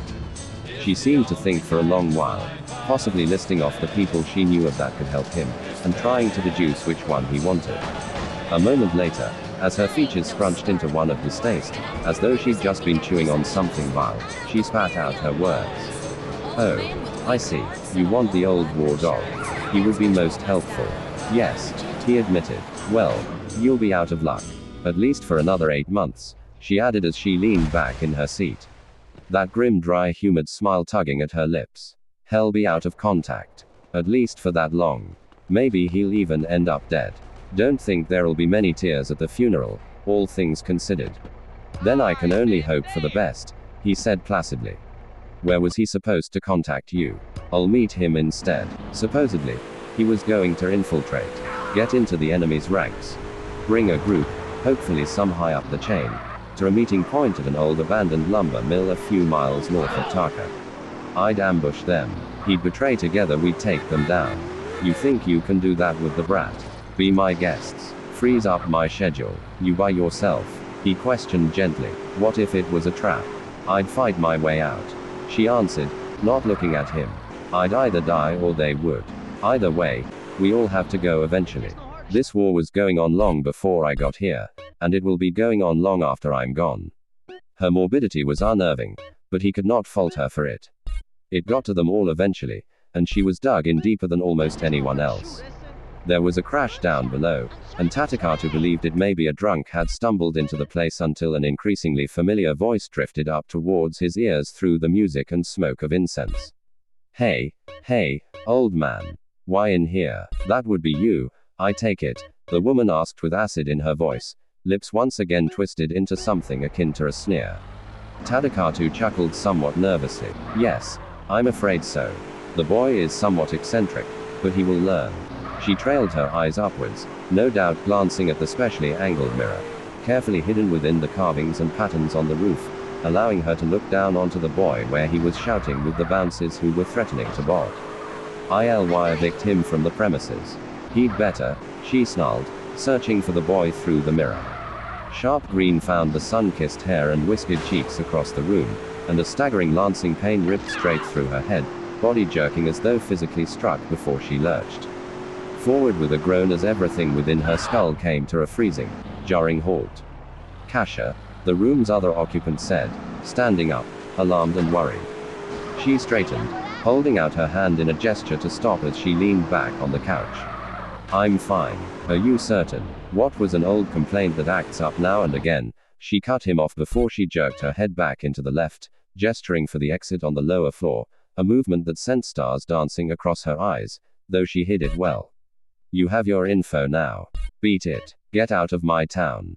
He hesitated, paused with uncertainty before she turned her gaze onto him again, the twisted, torn skin that was the scar over her face almost glimmering with the angle of the light. I said, be it. He bowed once, nodding before he turned on his heel and proceeded to march down the steps, ready to leave the village. Kasha sighed through her nostrils, the hard lines of her face only increasing as the Gingariki's irritating voice assaulted her ears from down below, followed short. Lie by Tadakata's own gentle tones. Hey old man, you done here? I got the fish and the vegetables. Yes, nah, I do believe the lady and I are finished with our discussion. You sure you're not pulling an Erosin on me? Yes, nah, I am quite certain I would be the first to know if I were doing such a thing. Once they left, the red-headed woman allowed herself a moment to breathe.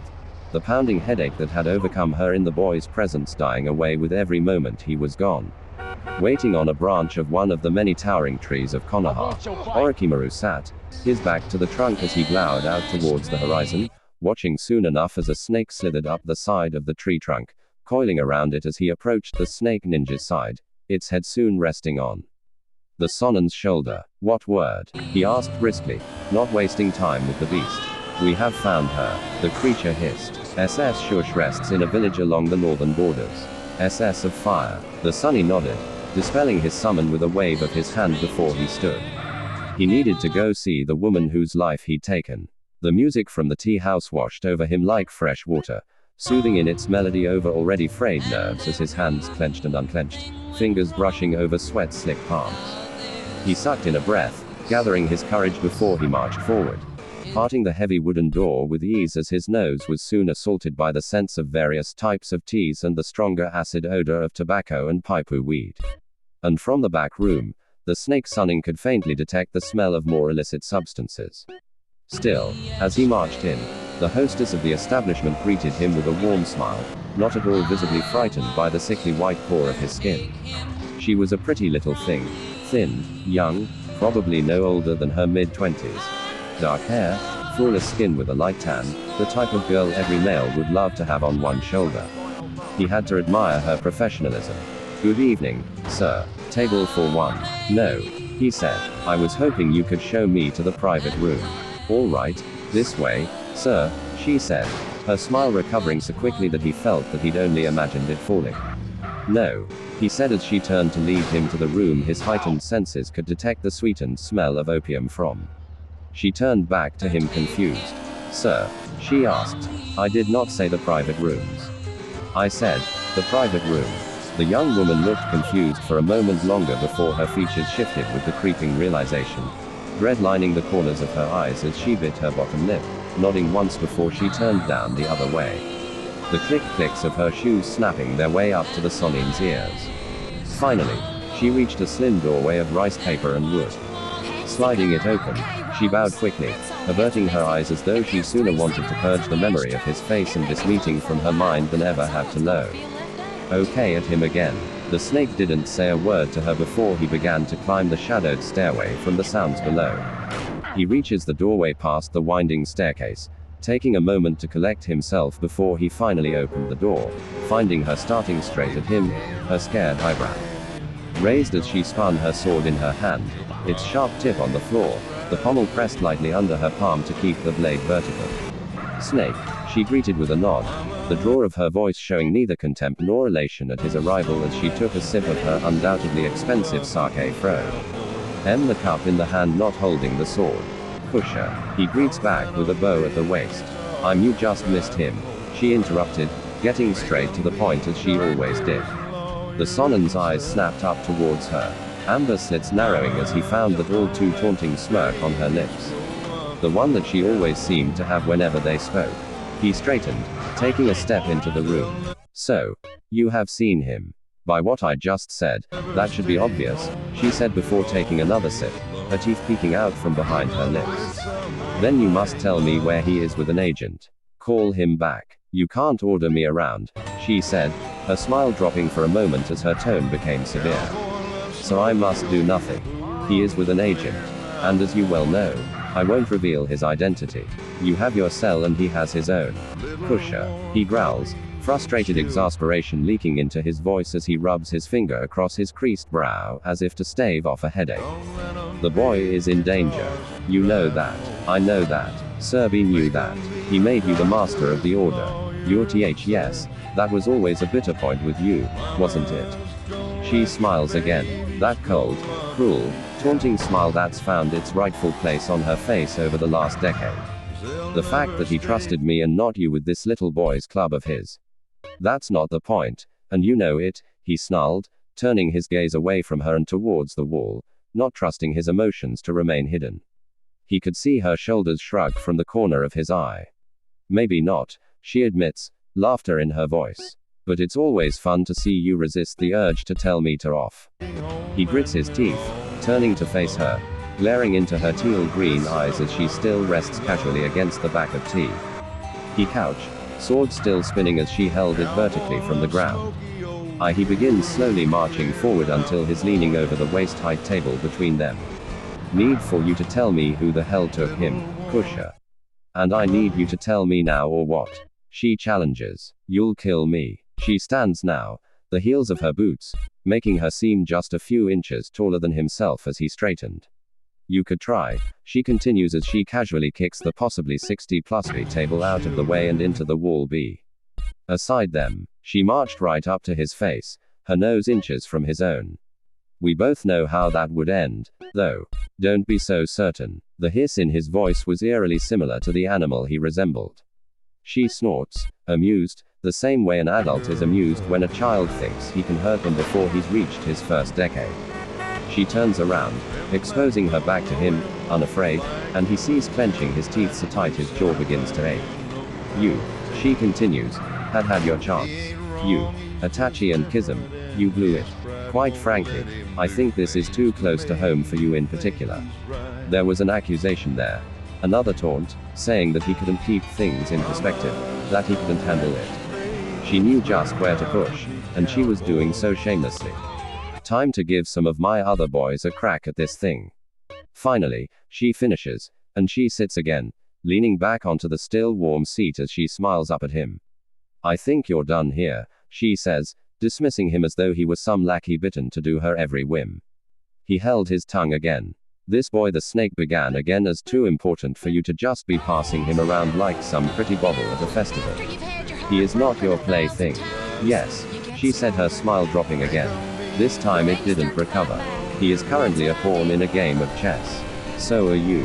Answer is the man watching over him right now. I'm the one playing the game. So I can do whatever I want with him. I can do whatever I want with all of you if I think it'll work out for the better in the long run. That old fool you ran through with your sword almost a year ago likes doing it a lot more than I do. And he always did it with a big smile on his face. He forced himself not to have any reaction, swallowing down his ire at the woman's words against his former master. He took a deep breath, calming himself down again. For now, this conversation was done. She wouldn't budge and he doubted he could force her. The conversation was far from over, though. He knew that, and he knew that. She knew that. He would bring it up again at a later date. At least now he was assured to have a solid lead should Naruto slip through their nets. He just needed to calm down right now. See things clearly. Sarutobi had trusted her, seen it fit to place the ultimate trust of his organization in her hands. Given her all the information, contacts, agents, resources, everything, he had to believe that his sensei had known best, and that perhaps Kusha was right, that he was too close to this. He needed to take a step back, look on from a more detached perspective. He closed his eyes and took a step away, pinching the bridge of his nose before he renewed his glare over her. By the look in his eyes, she knew she won, and her smile became all the bigger because of it. He decided to change the subject. Were there any adverse effects due to your meeting the boy? There was just the barest hint of concern in his voice, not entirely false, but present because of things entirely different to the reason implied. Not really, she shrugged. I felt as she seemed to search for the proper word, lips pursing before she spoke. A resonance from the taint, I suppose. The smile that her lips formed this time was bitter. Hard to believe it's lasted for over a decade, isn't it? The question was rhetorical, and so he chose not to answer. I can run a full diagnostic over your seal by tomorrow. I can make sure the taint won't spread FTH. Forget it, she said, adjusting her position on the couch. I don't need your help for a two-conned headache. He stiffened, spine going ramrod straight, though thankfully she didn't notice, busy rolling and popping the joints of her neck. Kusha, he began, keeping his voice carefully controlled, belying none of his anxiety. You know that the Kaili taint within you is a great unknown. To this day, even with all my research, I've barely uncovered what long-term effects it may have on you if left unchecked. In response, the woman snorted. Leave it alone, snake. All live. He swallowed. His only reaction. He couldn't push too hard or she would become suspicious. But now he found touching matter to address than Naruto's location. For if the seal that provided her fabricated memories broke, then her wrath would fall solely on his head. Ith Serbi dead. And dissension among the Order's highest-ranking member and her lieutenant leading one of the 5 cells would be an open door to disaster. He would need to fix this very soon if she refused to cooperate for much longer. Her memories could not return. Not now. It was raining again. Na was sincerely beginning to hate the rain. For the last 2 days since they had left Hano, it had done nothing but rain. They had managed to make good time hitchhiking with some travelers that had a horse-pulled carriage. But that didn't stop them from getting soaked from head to toe. And worse than that, there was nothing to do on the road. Tatakatu was more than happy to spend his time reading whatever scrolls he had on him whenever the rain let up. But Naruto wasn't a reader. He would have probably fallen asleep on his feet before he could sit and enjoy a complete book. Well, at least they'd made it, too. Wait, where exactly were they? He looked around at the closely cropped buildings. Dark rotting wood adding to the dreary atmosphere brought on by the rain. A faint fog clinging to the wooden surfaces. From his observations, he could tell three things with definitive certainty. 1. This place creeped him out. 2. He may have seen this in a movie once. And 3. He didn't have the foggiest notion of where the hell in Fire Country they were. Were they even in Fire Country anymore? Where we going, old man? He asked, hugging his cloak tighter around himself.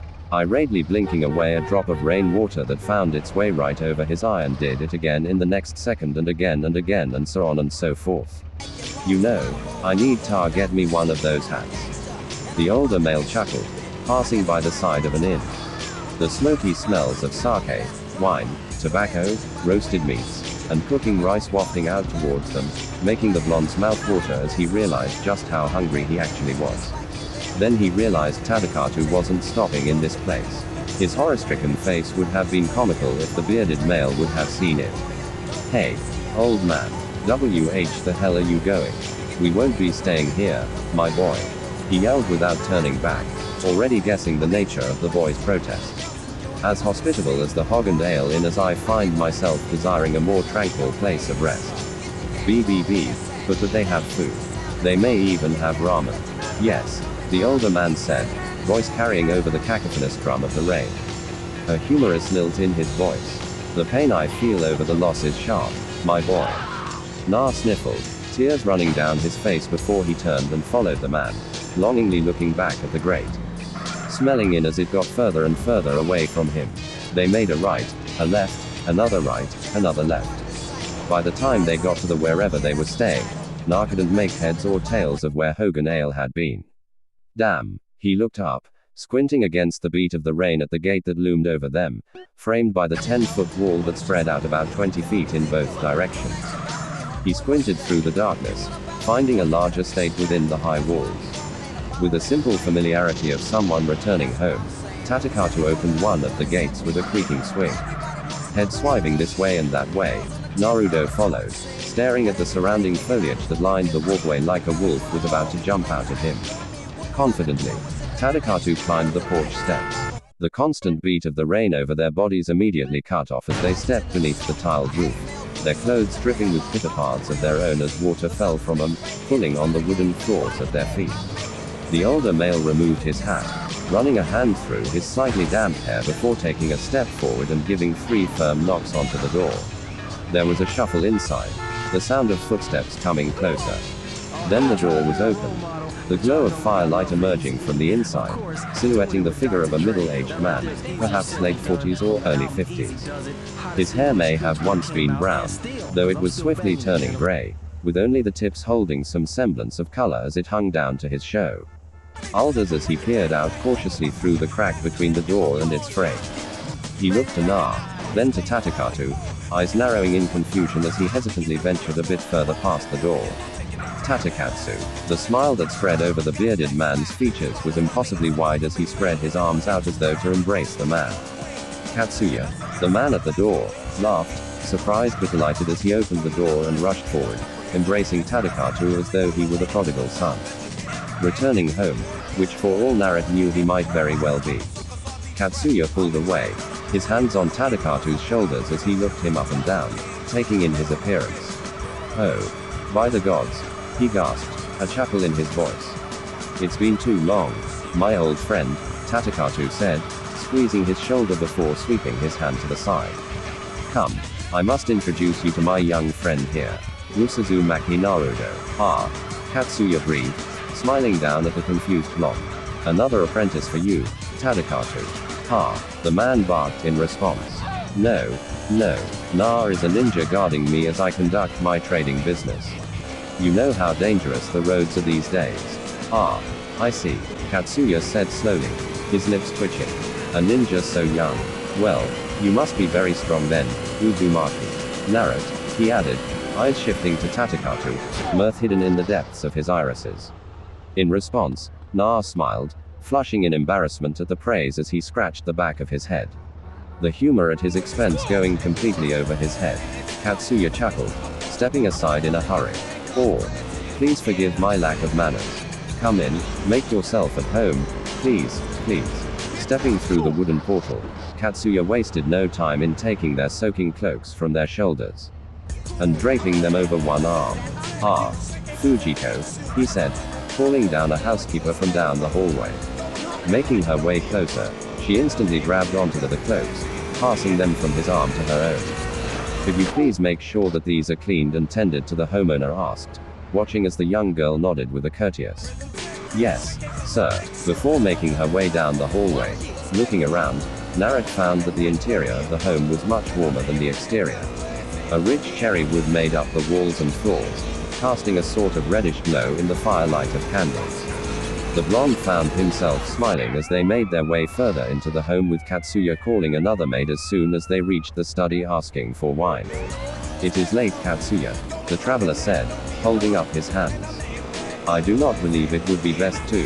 Nonsense, Katsuya interrupted, marching around his desk as he sat down. When the great Tadakatsu Honda visits, he must be offered the best wine. Chuckling, the man answered with an overly dramatic bow. And when the great Katsuya Marashi offers, then the great Tatakatu must drink. Watching as Tatakatu took a seat on the other side of the desk, Naruto mimicked his action, legs swinging freely as he did, unable to reach the floor from his plaque. Ye on the chair, looking to the bearded man, Katsuya smiled as he spoke. So, my friend, how long will you be staying for? Tatakatu looked down, a somewhat shamed smile creeping up on him. You know me too well, Katsuya. I was hoping to take advantage of your hospitality for 3 to 4 months. Katsuya made a dismissive gesture with his hand. Take as much advantage as you wish. You and your young ninja protector can stay for as long as you like. My home is yours. Looking to the door, Katsuya let out a pleased gasp as one of the maids entered the room. A tray with 3 goblets and a picture of wine on its surface. Serving his 2 guests and then himself. Though Tadakatu was pleased to note Naruto received a much smaller portion than the 2 of them. Katsuya did not wait before taking a gulp from his cup. Tadakatu half suspected that he'd only offered the wine to have an excuse to drink it himself. When he was finished, the man looked over his 2 late-night visitors. Where are my manners? The 2 of you must be tired from your travels. The servants will show you to your rooms. Thank you, my old friend, Tadakatu said with a bow of his head. Oh, and where are your 2 young ones? It is 2, is it not? I'd heard Lady Marashi was pregnant a 2nd time years ago. Yes, they're in their rooms now. But don't you worry, you'll get to see your nieces tomorrow first thing. You have nieces? Na asked, incredulous. Calm down, my boy. We'll discuss it tomorrow. Am I going to have to protect them, too? Tatakatu smiled before gently grasping Naruto by the shoulder and turning him around towards the exit. We'll see, won't we? He answered before throwing a mirthful look over his shoulder at Katsuya, who continued to smile from behind his desk, bidding them good night with a raise of his wine-filled cup. So guys, what do you think about this Naruto story? Tell me your opinion in the comments. And if you want more Naruto What If stories, make sure to subscribe to Universe of Naruto. Thanks for watching.